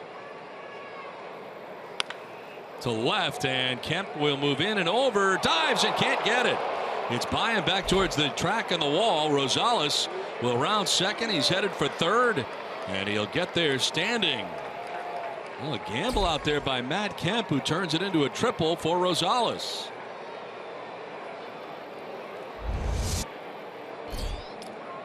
And with the way Adam Rosales runs out of the box, we know when he hits a home run, he can take his time. No, it's a full sprint. That's got triple written all over it. And the right-handed hitter, that ball is now hooking towards that line.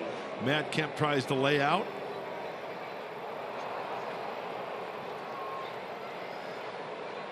And after all is said and done, yeah, 20/20 hindsight. Probably let that one bounce and play it on the hop. If he can get in front of it, who knows? Doesn't move all that well out in left field. So a good start here to the 6th inning for the Padres. Gonzalez at third. Travis Jankowski's third AB of the day. He is lined out to center, singled to left.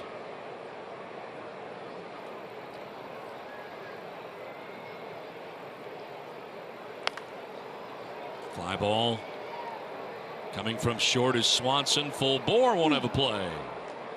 Who's there? The Donis Garcia. Looked like they might initially, but ends up in the seats. You think there's a general manager sitting up there somewhere when they hold their breath and Swanson goes into the stands like that, right? Bet there is. Yeah.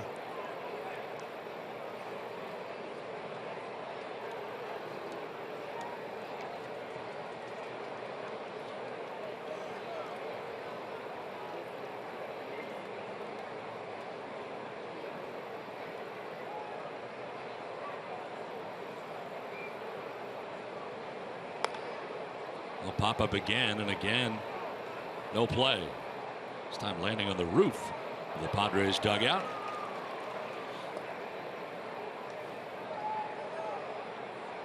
He's a Padre fan. Nice. Brandon Morrow warming in the pen now for the Padres. Already seen Brad Hand out of the pen. Jared Cozart chased from the game. Inside to Jankowski.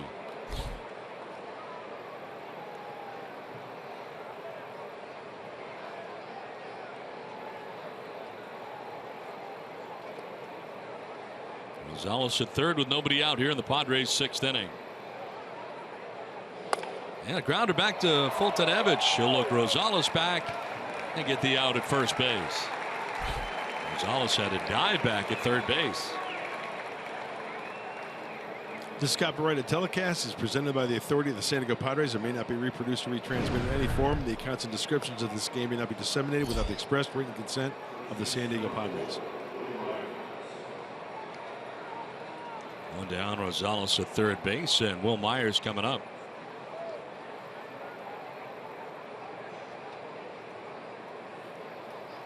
Myers 0 for 2. He's flied out to left twice.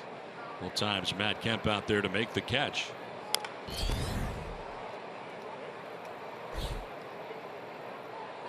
There's been a few pitches that Will Myers have had a chance to do some damage against Fulton-Evich, and just pulling off just a little bit, and that's all it takes. I mean, that's what I see. I mean, I'm not Charlie Lau or Walt Riniak or hitting guru, but front side, when that flies open, that's telling.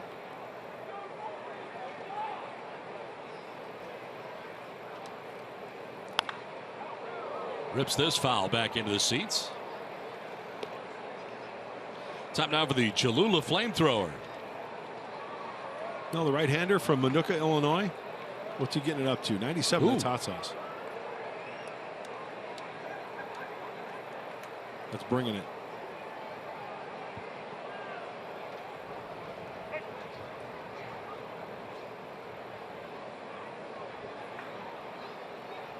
Gonzalez at third, one down. A pitch high to Myers.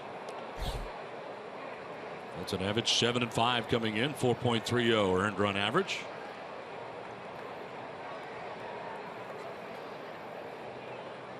A slightly open stance for Myers. And a fly ball down the left field line off the bat of Myers, headed back towards the wall and the pole, and that ball is going to be gone. Will Myers with a 2-run home run, his 24th home run of the year. And the Padres with a couple of runs here to make it 7-3. It's been a frustrating couple of weeks for Will Myers at the plate, but that's got to feel good. 2-run shot. And that was a ball he didn't even get all of, as he was kind of out in front a little bit. Out of the hand, Fulton-Evich, a slider. Will goes down and gets it. Get that head out in front. And hit high, but sure, strong enough to get it out and over down the left field line. He took a good long look, wasn't sure it was going to stay fair. That was one of the pitches that he had previously also, but wasn't able to do any damage with. That one he did. And Solarte pops it up foul. Back and out of play.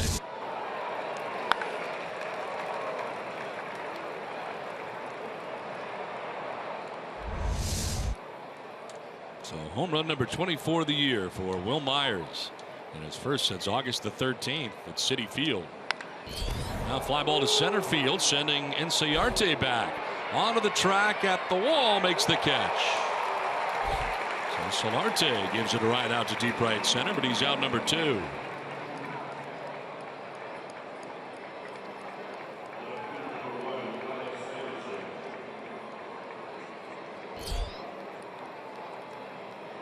Brings up Alex Dickerson. The first wrecker, the catcher, is going out to talk to Fulton Evich.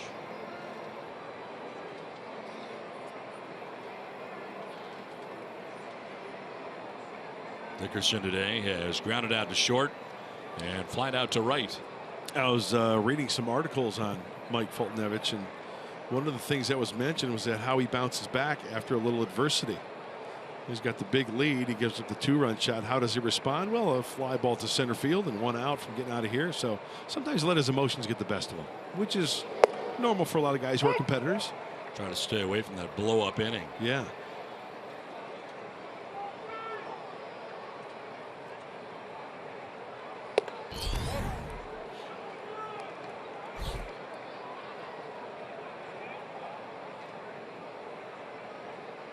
He's got the Vincent Van Gogh look working. Down and in, 2-1. The only difference, so he still has his ear. I was just going to say, Vincent Van Gogh missing an ear. Right. Yeah. He's got both.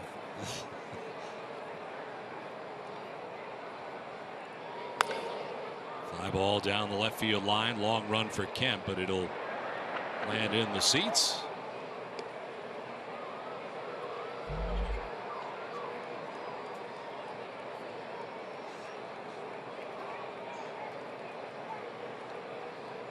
Alex Dickerson batting with 2 down, 2 runs in. Padres were trailing 7-1, now 7-3. Thanks to the 2-run home run by Will Myers.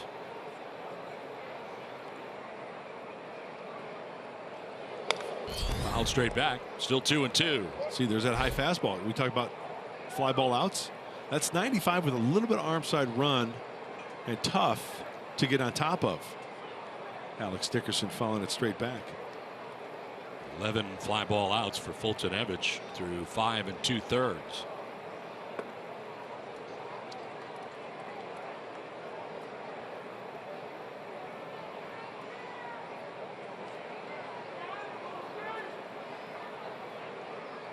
Third full count for Fulton Evich.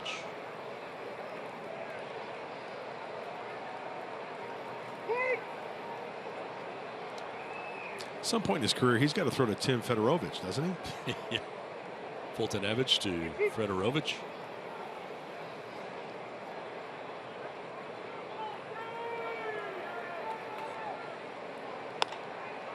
In the air to left center. And the shortstop Swanson backpedaling. Good distance out there, but makes the catch that ends the inning. Will Myers with a 2-run home run, his 24th home run of the year, gets the Padres a little closer. It's now 7-3 Atlanta after 5.5.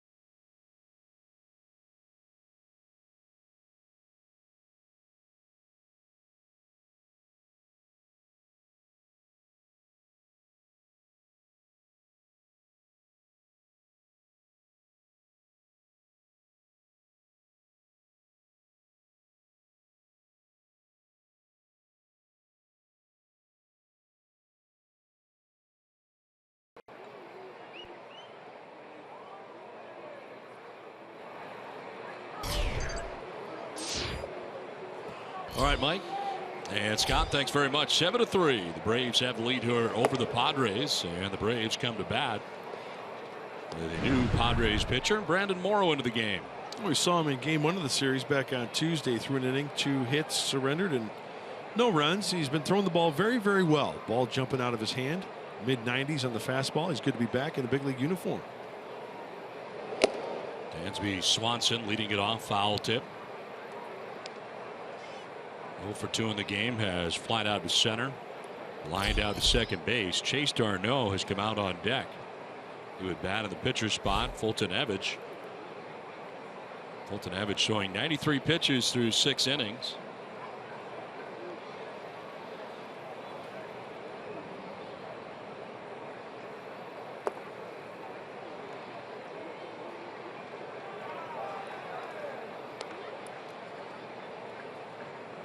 Cozart went 4 1/3, giving up the 7 runs the Braves have. Brad Hand 2/3 of an inning did allow a couple of inherited runners to score, but charged with no runs of his own. No walks, 2 Ks.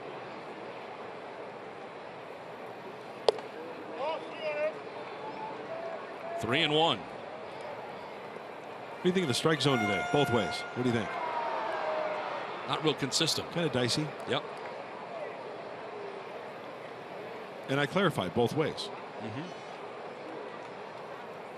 Adrian Johnson has a play today for the umpires.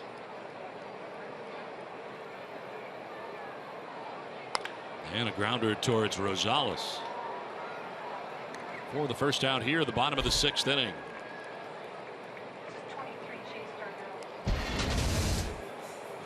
Well, look at the playoff picture in the American League.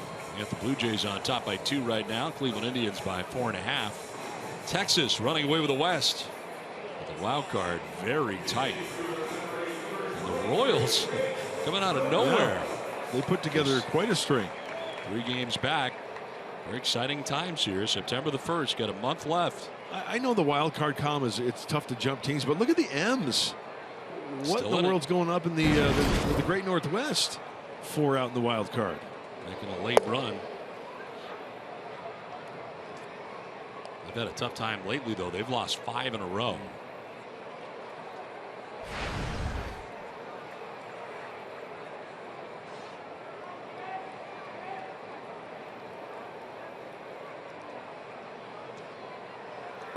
Darno lunges after that, down 0-2. Kroll up in the pen right now for the Braves. Fulton Evans being hit for right now by Chase Darno. So it looks like Kroll will be coming in. And yes, Chase is the brother of Travis, catcher for the Mets. So we've got Oswaldo Arcia with a brother with the Brewers.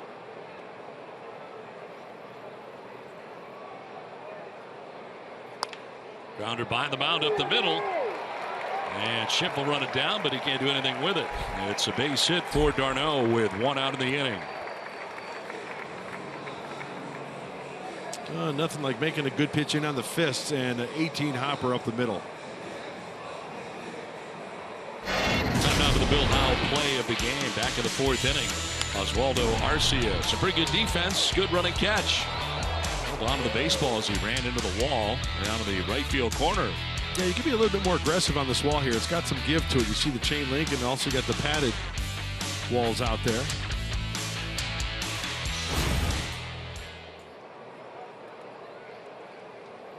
One out, 1 on. Ender Enciarte, the batter. Not waiting around. Lines one into center field. First pitch he sees from Brandon Morrow. And the Braves with runners at first and second with 1 down. Well, I think the outlook for a lot of hitters, especially when they see a first pitch fastball right down the middle, they're going to jump on it. Why? You want to avoid the breaking ball. You want to avoid 2 strikes, and it might be the only fat fastball that you get during the at bat. Morrow trying to get ahead, locate a fastball, return to sender.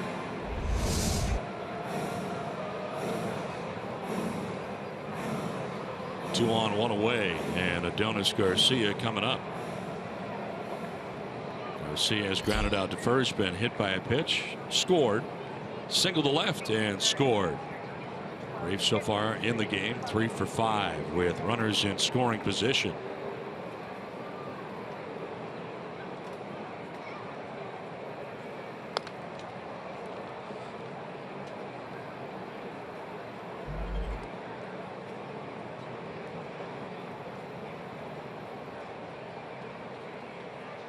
Moore able to get Swanson to begin the inning. Darno is single, and Ciarte is single. And the Braves have 2 on with 1 out.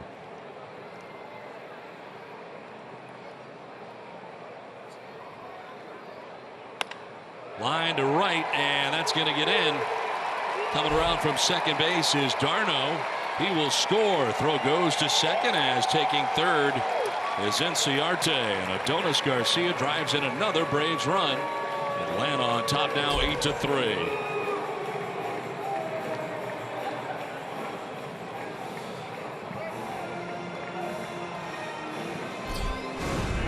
Let's have out for the In the Driver's Seat, brought to you by Kia. Freddie Freeman having a good day today. Been on twice, walking, a home run, 3 RBIs, 2 runs scored today. And in the midst of an 8-game hitting streak at .310 along the way. Home run for Freeman back in the 3rd inning, a 2-run shot. Now has 28 on the year. First and third, 1 out, run in. And he got jammed, pops it up. Rosales, few strides on the outfield grass, will make the catch and fire to third base. And Ciarte was doing a little dancing down the line, but he doesn't go anywhere. 2 down.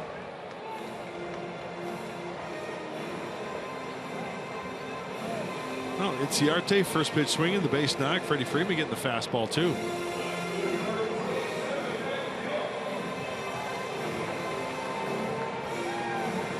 So 2 down brings up Matt Kemp. You know, look at Brandon Morrow and his stuff. We talked about the 2-seamer, Perdomo, getting all those grounders. Looks like Brandon, you know, his fastball has a little bit of run to it, but not a lot of sink, so kind of straight. So you got to make sure you hit your spots with that one.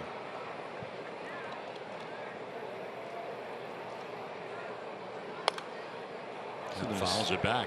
Nice cutter slash slider right there. Perfectly placed. So what do we talk about Matt Kemp? First day of the series. Down and away. Down and away. Fastball sliders down and away.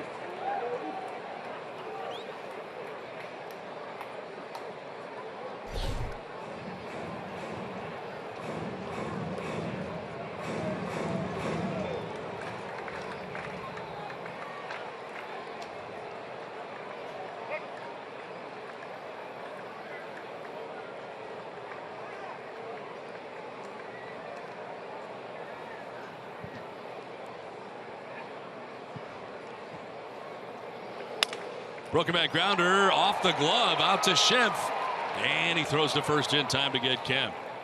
And it's the inning, but the Braves had a run, taking 8-3 lead to the 7th inning.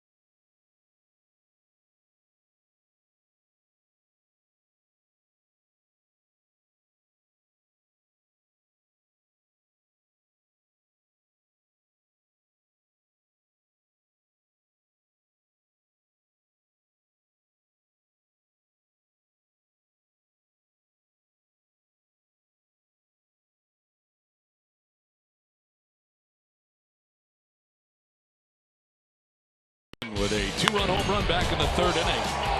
Put the Braves on top 2-0. Padres would answer a solo home run for Hector Sanchez, his 2nd of the year. And the Padres back within 1 to make it 2-1. But then the Braves had a huge 5th inning, scoring 5 times. Matt Kemp was in the middle of it. Drives in 2 with his base hit to left field. And the Padres getting some runs back on a 2-run home run by Will Myers in the 6th inning. His 24th home run of the year. Made it 7-3, but Braves have added a run on the bottom of the 6th inning, and they lead it 8-3.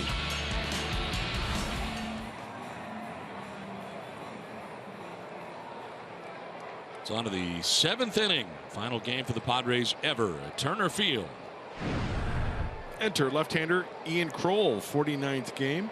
He's limited lefties, only 5 extra base hits in 69 at-bats this year. He throws a fastball, cutter, curveball, changeup. Only 1 home run. The left-handed hitter, pretty good hitter, Joey Votto.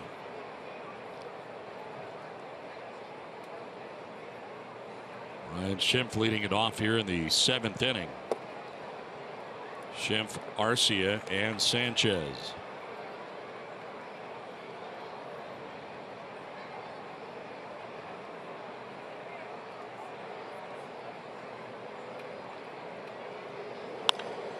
Popped up. Foul ground. Back comes Recker. Towards the screen. He'll make the catch. Schimpf retired for the first out of the 7th inning. Got in on him. Couldn't get extended, working underneath that pitch.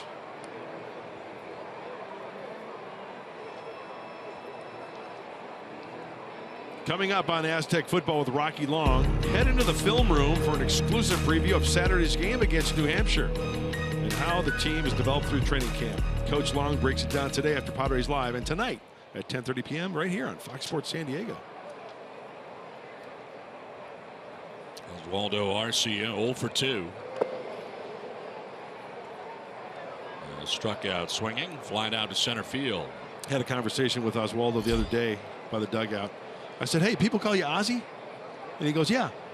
I said, really? I said, you know, when you talk about baseball, famous Ozzies or notables, Osborne Smith was Ozzy, right? Ozzie Guillen was Oswaldo. Ozzie Virgil Sr. and Jr. were Oswaldo. Ozzie Canseco. So it seems like if, you know, OS or O, what, you know, your nickname's Ozzy. But he confirmed, yeah, people call me Ozzy before. I think it's got a good ring to it, too. Ozzy Arcia. Ozzy Arcia, yeah. Doesn't it? Yeah.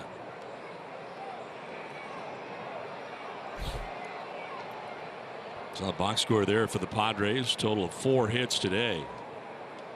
2 of them home runs. 1 for Sanchez, 1 for Myers. 2-1 wrap foul. Towards the end of the Padres, or rather the Braves dugout by the tarp.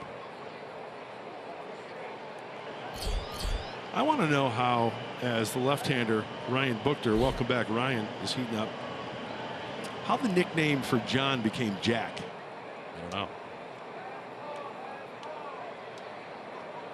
Sure, we can look it up.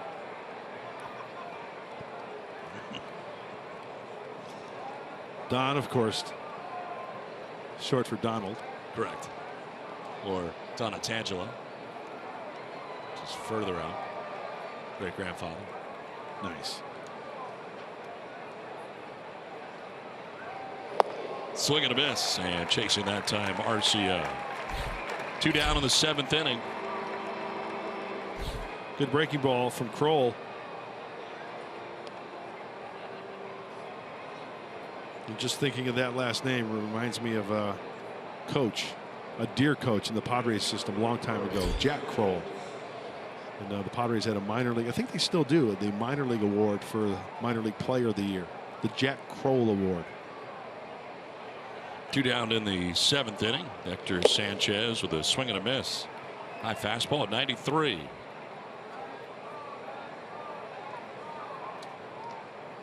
Sanchez with a solo home run in the 5th inning. One of 2 home runs he has hit this year. He's called up from El Paso yesterday.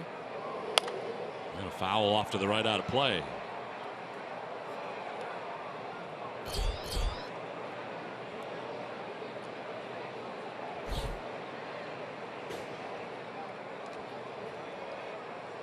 Actually, you know, the Jack Crow Award goes to a coach in the minor league system for the Padres. So I stand corrected. It's nice to recognize coaches, right?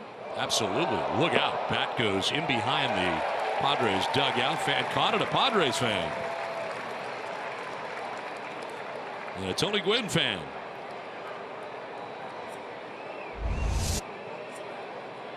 Hey, heads up.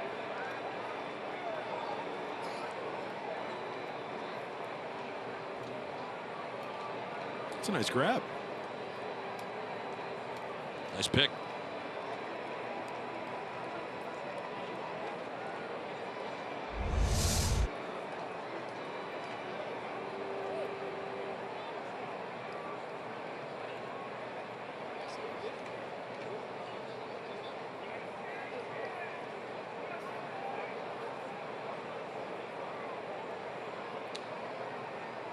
Oh, 2 pitch. And a foul back to the screen.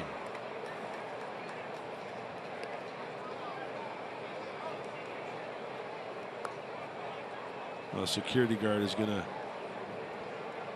let him know the protocol. How's it work? They take it and then they give it back? I think it's afterwards? like a coat check. I think maybe he'll get a stub. Yeah. To the backhanded short. Swanson knocked it down. Still has time, but his throw is in time. Wow. Hector Sanchez retired on a bang-bang play at first. See if the Padres are going to challenge this or not. Does not appear they are. Dansby Swanson knocked it down. Stayed with it. Still got Sanchez.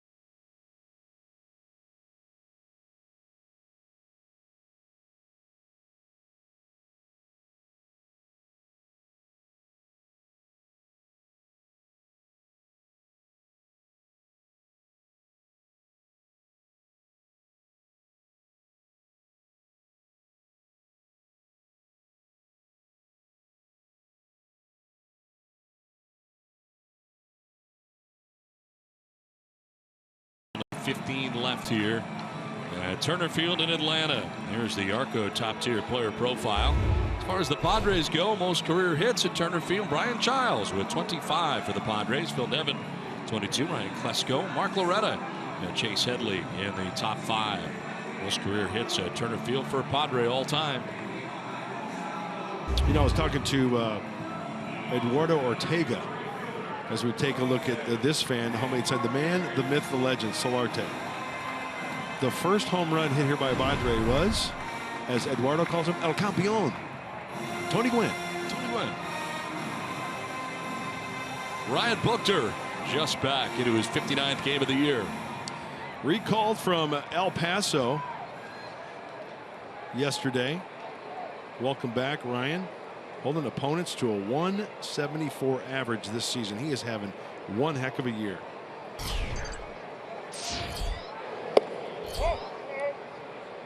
Scoreless baseball for Ryan in 51 of his 58 games.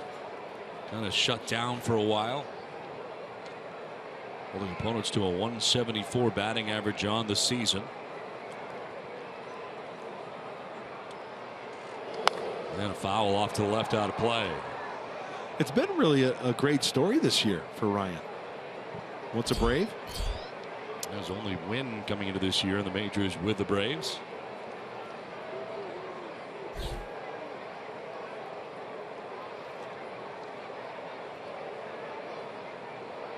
That came in 2014. Popped up off third base. Solarte into foul ground. Oh, the first out of the bottom of the 7th inning. Sent it down to Julie. Well, guys, I asked Ryan what his daily routine was like down in AAA, and he said he would wake up, get some treatment, and then long toss. The pitching staff had noticed a direct correlation between long toss and his velo. So this was an opportunity to get the velo back up, getting long tossing again, and also to get a mental break, as this is the first full season that he's ever played in his career, and just an opportunity to step away from some stressful innings. All right, Julie, thanks very much. What did you think of long toss? Loved it. Big fan, and I love the vernacular that Julie's using, velo for velocity. But I was a big fan. I tried to, as a reliever, I tried to play catch every day. Now, whether that's for 10 minutes of long toss or just picking up the rock just to get a feel for it and spin some pitches, whether it's 30 feet or 40 feet, but I'll always like to play catch every day. Keep the arm in motion. Now, if I had a relief appearance where I'd go 3+ innings or so, which happened a number of times, maybe I'd shut it down the next day.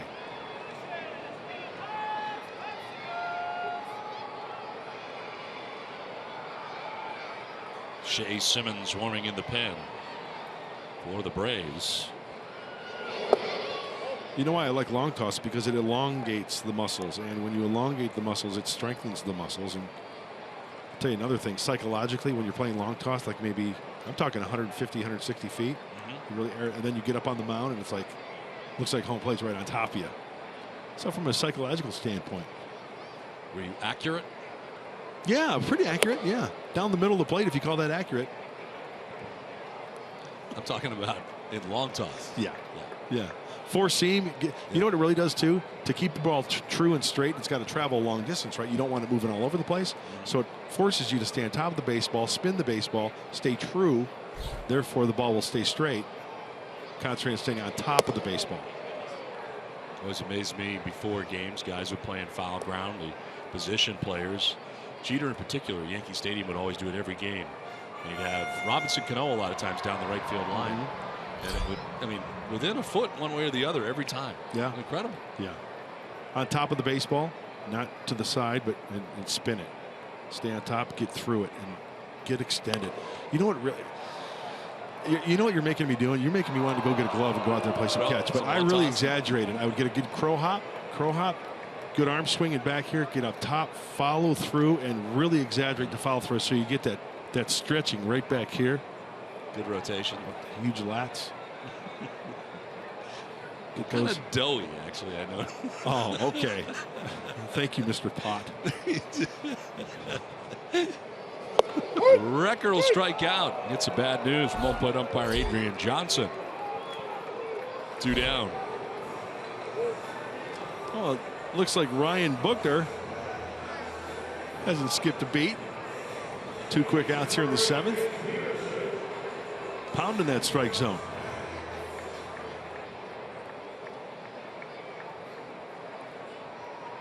Chase Peterson coming up. 0 for 3 in the game. And a fly ball headed out towards left center field. Dickerson's out there in left. And Alex takes care of it. A 1-2-3 inning for Ryan Buckner in his return. 8-3 Atlanta.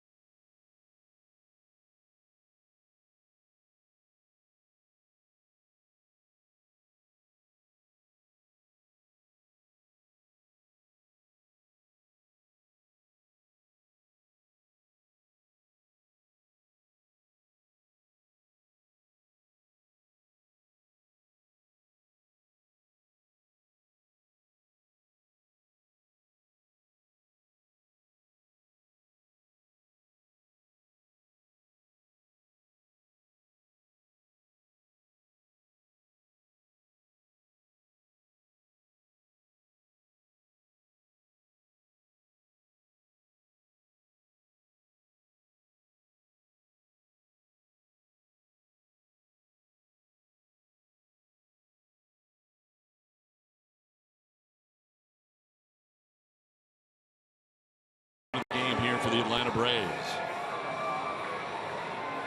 Got some room to work with. He has started. He has come in relief at Gwinnett, which is just up the road, the AAA affiliate for these Braves. And look at the splits. Very, very good splits. Walks can be an issue, though. 12 innings pitched, 9 walks, but 14 strikeouts as well. So the strikeout is there and the walk is there as well. Brett Wallace pinch hitting.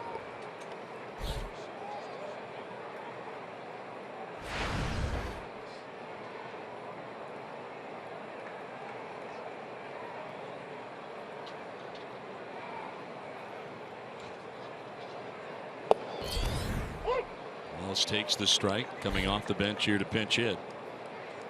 Kind of a double switch earlier that saw Rosales come in the 9 spot in the order.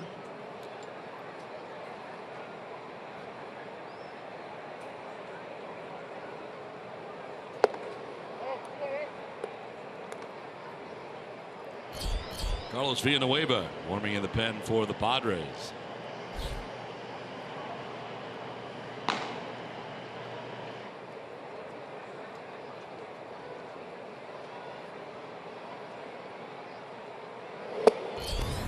Swing and a miss for Wallace, and it evens at 2-2.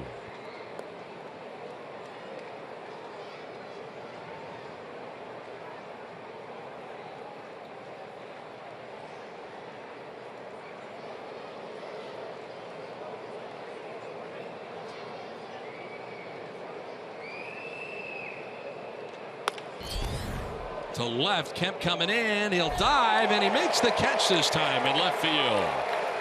A diving bid earlier, which got by him by Adam Rosales, turned into a triple, but this time Kemp comes in and robs Brett Wallace of an opposite field hit.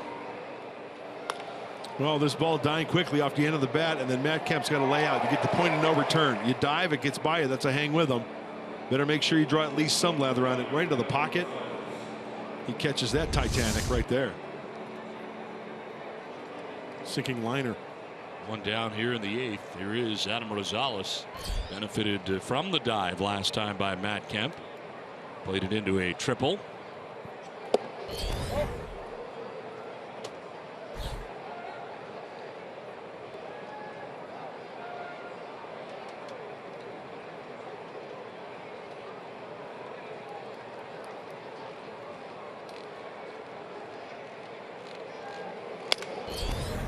A little pop-up sending Peterson back a few strides on the outfield grass. 2 down.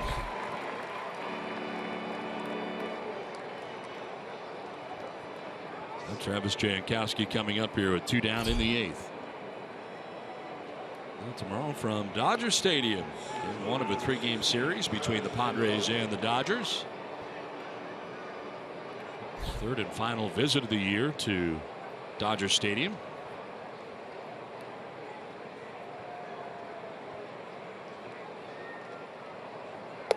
You're going to be doing radio, right? That's correct. And the professor's back in the PXP chair? That's correct.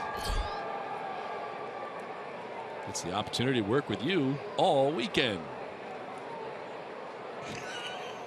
What was that? He gets the opportunity to work with you all weekend. Yeah. On the ground to Peterson Looking at second base. And Jankowski retired, as are the Padres. Down in order, 8-3 Braves.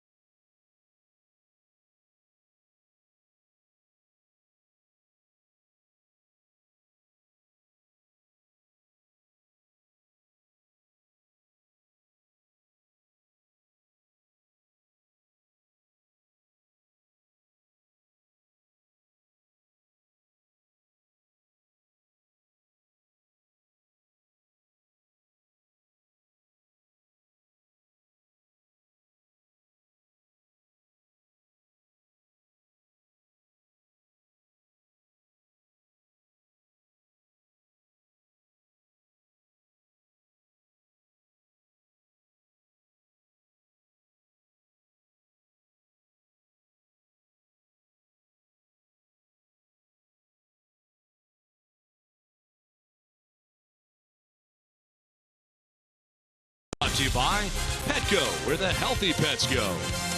And by your San Diego County Lexus dealers.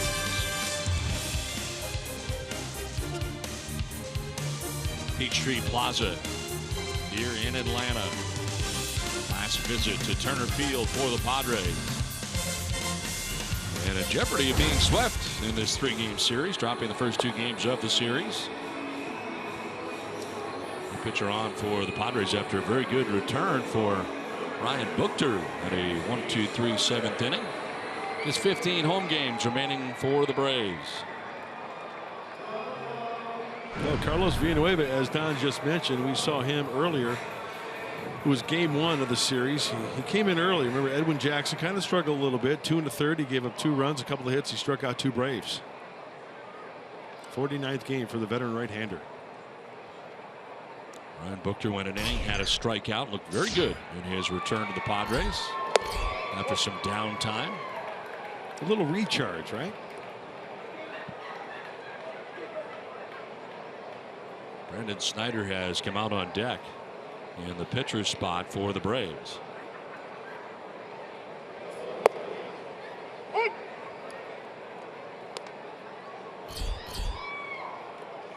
There's Snyder pinch hit in last night's game as well.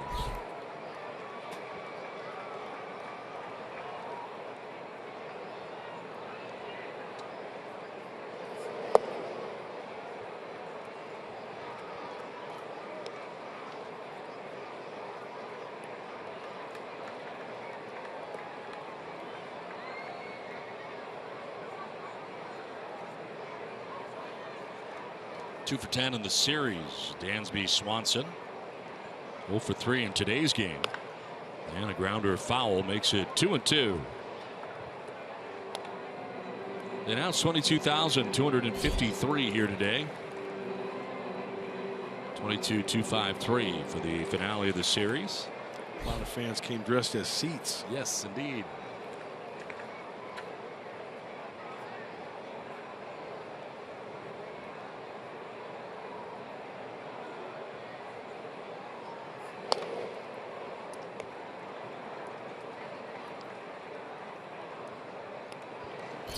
Chaz Rowe up in the pen right now for Atlanta.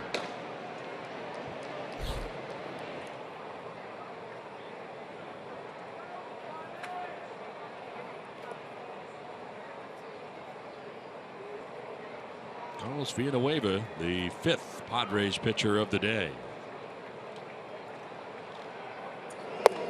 And he strikes out Swanson. He knew it and takes with him the first K for Villanueva. Picks up that outside corner for out number 1. Check back in with Julie. Well, you guys were just talking about nicknames earlier, and Dansby Swanson's nickname is Lieutenant Dans. Now, this is the way he got it. His favorite actor is Tom Hanks. He said if anyone was ever going to play me in a movie, it would have to be Tom Hanks. One of his favorite movies, of course, is Forrest Gump. And when he was a freshman, he broke his foot and was on crutches, and so they nicknamed him Lieutenant Dans. It's also his Twitter handle. Aha. Great movie. And if you want to have somebody play it, Tom Hanks is a pretty good way to start. How about Moneyball and Billy Bean being played by Brad Pitt? It's knowing you got it going on. You have Brad Pitt play you in a movie. I'm trying to think who would play you in a movie. I know who would play you. Alec Baldwin. I was just going to say that. You are a dead ringer for Alec Baldwin. If you squint. Pete Schweddy. Chevy Chase. I don't see that. No, huh? No, you're Alec Baldwin. How about you? Michael Chiklis? That's not a bad pick. That is really good. Out to left center field. That'll get down. Over is Jankowski. And thinking 2 is Snyder. He will be safe. Throw beat him, but he eluded the tag.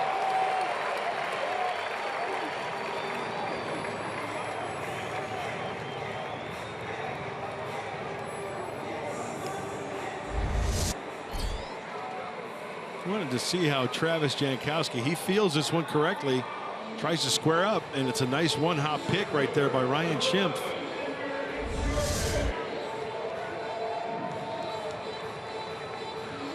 Well, he was thinking too right out of the gate when he saw Jankowski going over that left center field gap. He was smelling too. One down. Snyder now at second base. Top of the order, Ender Enciarte. And a grounder right side. Threw into right field. Base hit. Snyder being waved around. He will score the 9th Braves run. Atlanta on top, 9-3. Enciarte with his second hit of the day.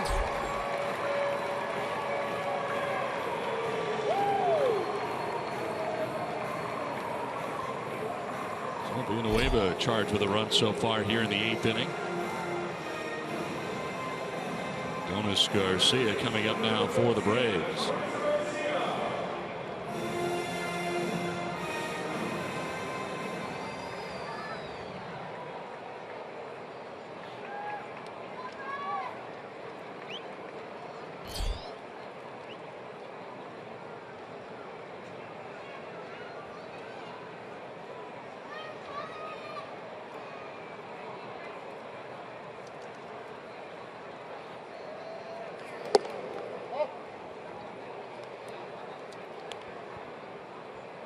Adonis Garcia has grounded out to first, been hit by a pitch. Single to left in the 5th, single to right in the 6th inning. So aboard 3 times in the game today. And a foul back and below us. Padres after the game traveling to Los Angeles. 3 games beginning tomorrow night against the Dodgers. 3-city tour started in Miami, taking 2 out of 3. In jeopardy of being swept here in Atlanta.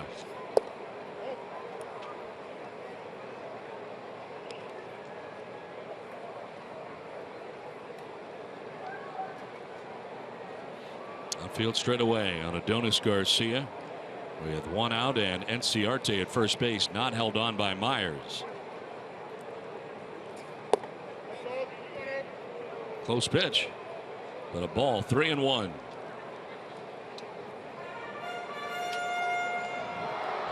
This would be the 5th 3-game series sweep by the Braves over the Padres here at Turner Field. Last time was in 2008, May of 2008. That's ball 4, and down to first base goes Garcia. So Villanueva walking Garcia. Enciarte moves to second base. Great coverage of baseball is brought to you by T-Mobile. So the Padres going to take on the Dodgers next.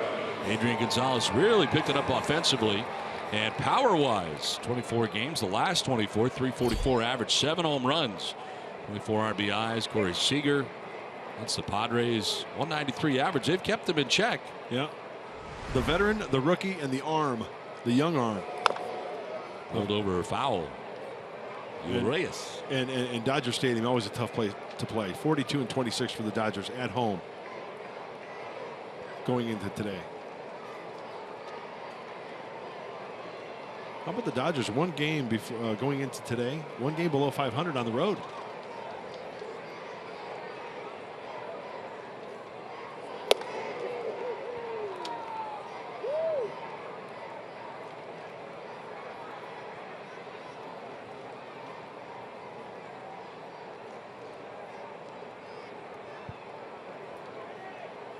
Enciarte at second, Garcia at first, 1 out, run in for the Braves here in the bottom of the 8th. And a curveball that is lifted in the air to left center. Dickerson coming from left will make the catch for the 2nd out of the inning.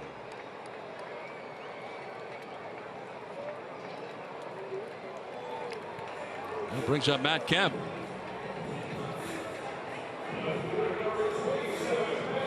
Multi-hit performance today so far for Kemp.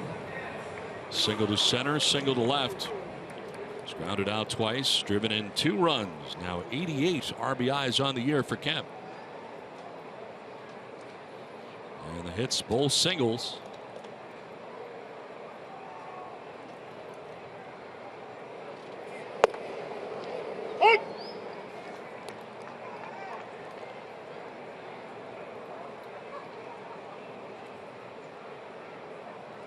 Jared Cozart on the hook here for the Padres today.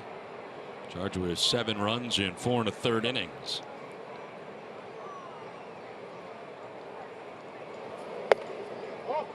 Ball and a strike now to Matt Kemp.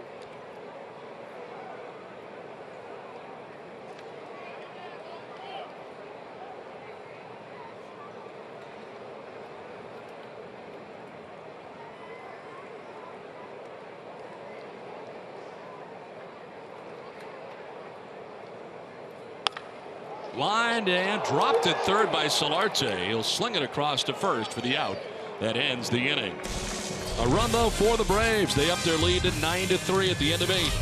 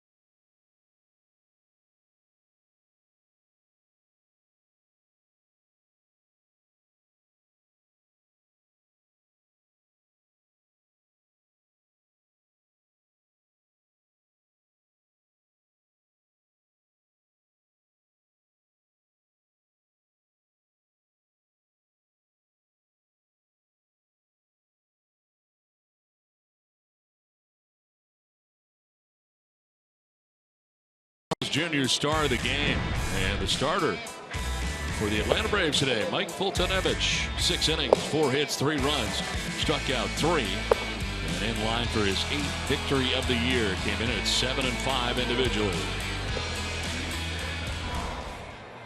Well, the Braves moving on to another pitcher, their 4th of the day, Chaz Rowe, the right-hander, coming in. Oh, you know, we talk about nicknames, and you would think that probably his given name at birth was Charles, and they call him Chaz. Not the case. Given name at birth, Chaz Daniel Rowe. Baltimore, Atlanta.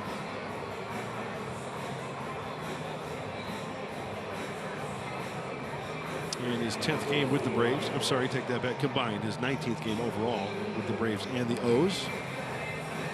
Walks are kind of up, but more strikeouts than innings pitched, and that's a good sign. So lefties having their way with the right-hander, hitting at a .324 clip.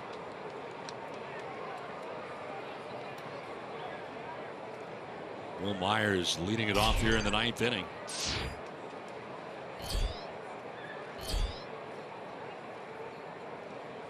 There's 1 for 3 today. Home run back in the 6th inning. 2-run shot for Will. His 24th home run of the year. RBI 74 and 75.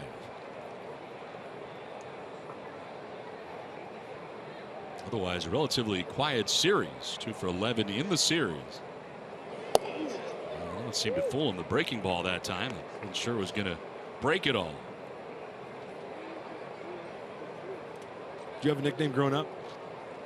A few, probably. Not good ones. I mean, none that. No. On the ground up the middle into center field.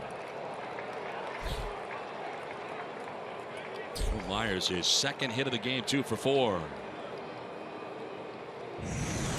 Well, tomorrow, game 1 of the 3-game series against the Dodgers. Clayton Richard, Julio Urias on the mound tomorrow night. Everything gets started at 6:30 with Padres Live.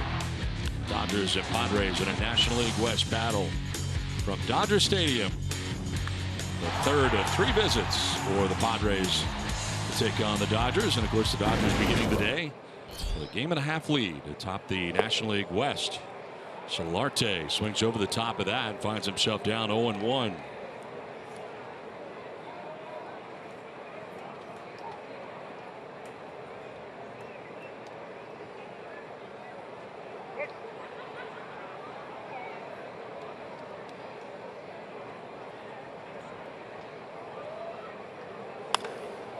to left, and Kemp on the move, going back towards the track, can't get it.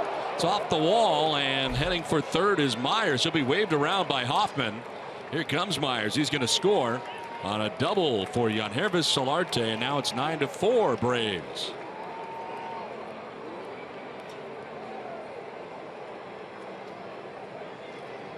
Well, we've seen it a lot this game. Matt Kemp getting his road work in. A lot running towards that line.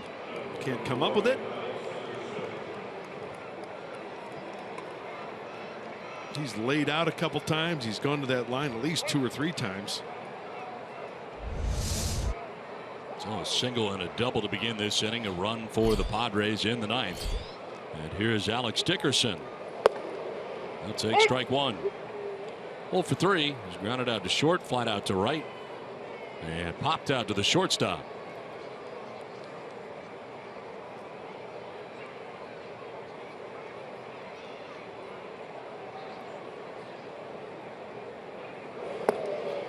Oh, and 2. Couple breaking balls fooling Dickerson.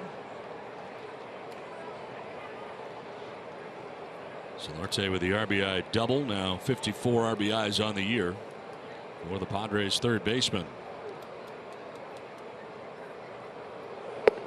Well, the Braves, who have 9 runs, have left 7 men on base. Padres have left only 1 man on base. So the Braves have had many more opportunities beyond the 9 runs they already have. On the ground, a fair ball into the right field corner. Solarte coming around from second base. He'll score as Dickerson's going to try for 3. Markakis taking a long time to get it out. And it is now 9-5. So the Padres making some noise here in the 9th inning. The Padres on their way to a natural cycle in this inning. Single, double, triple. Can Ryan Schimpf go yard to complete that cycle? Well, stay tuned. Ourselves an interesting ball game going on here. Nobody out in between the pillow and Freeman, and that'll get Roger McDowell, the pitching coach for the Braves, out to have a chat with his pitcher, kind of calm him down a little bit, maybe get somebody else up in the bullpen.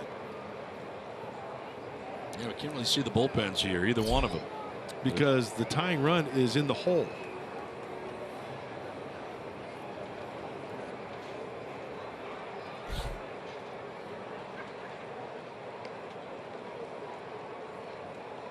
I would have to think, if that tying run does come on deck, that Brian Snitker would want to go to his closer.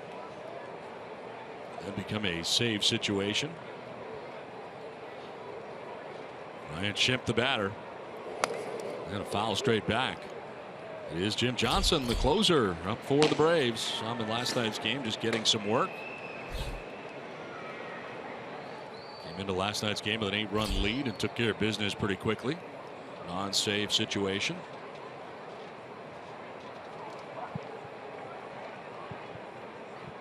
He's got 13 saves this year.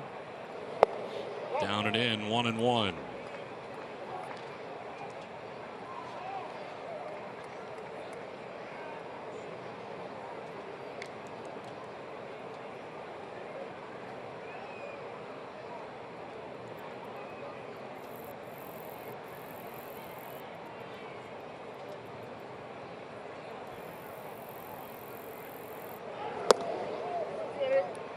Two and 1. So Chaz Rowe coming in, giving up a single to Myers. RBI double for Solarte that scored Myers. RBI triple for Alex Dickerson that scored Solarte. 2 quick runs here in the 9th inning for San Diego. Now this is driven to right. Markakis going back, twists around and makes the catch. Tagging at third and scoring is Dickerson, but what a grab out there by Markakis. Now a 9-6 game. Markakis got up over the wrong shoulder, it appeared, but reached over and made the grab at the last possible second. He's playing shallow and right, had to duck back and reels it in. I didn't think Markakis was even going to get a glove on this. What a great effort by the right fielder. And that's a huge first out. but the Padres get another run.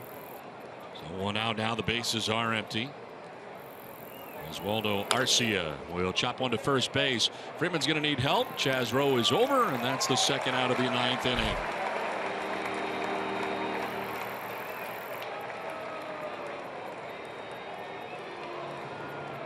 Two outs, and Hector Sanchez coming up.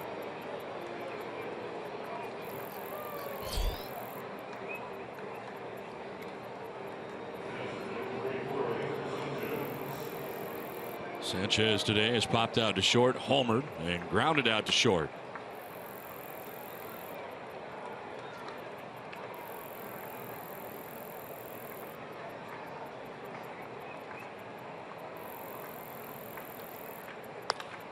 Fly ball down the left field line, foul out of play for strike one.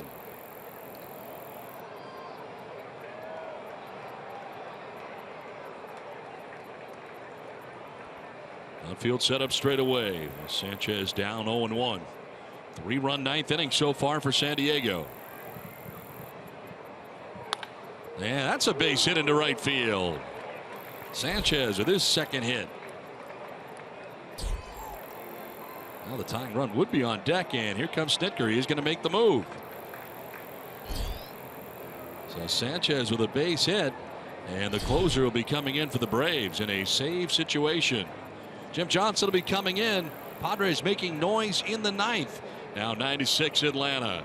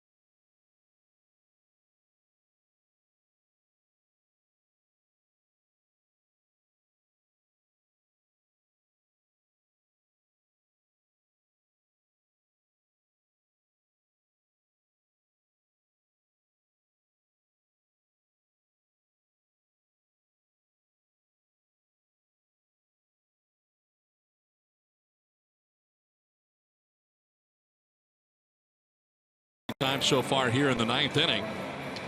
And Jim Johnson, the closer for the Braves, comes into the game, and now a save situation. And come crunch time, you call the big horse. Here he is, saves 13 out of 16, 3 blown, and the Padres got something going here down to their final out. Johnson pitched an inning last night just to get some work in, as Don mentioned earlier. 3 strikeouts and a hit in 1 frame. Alexei Ramirez pinch hitting here, standing in on the right side. Right-handers hitting at .237 against Jim Johnson.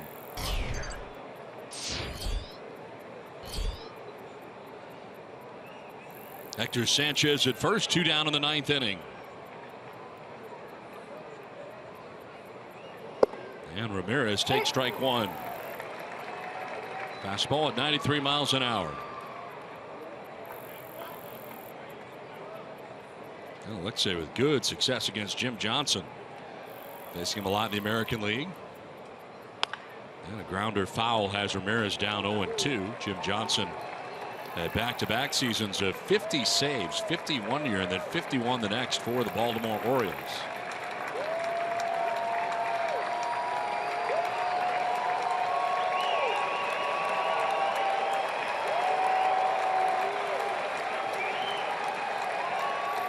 Oh-2 pitch to Alexei.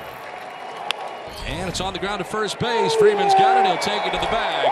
And the Braves have swept the Padres. in the final game for the Padres ever at Turner Field.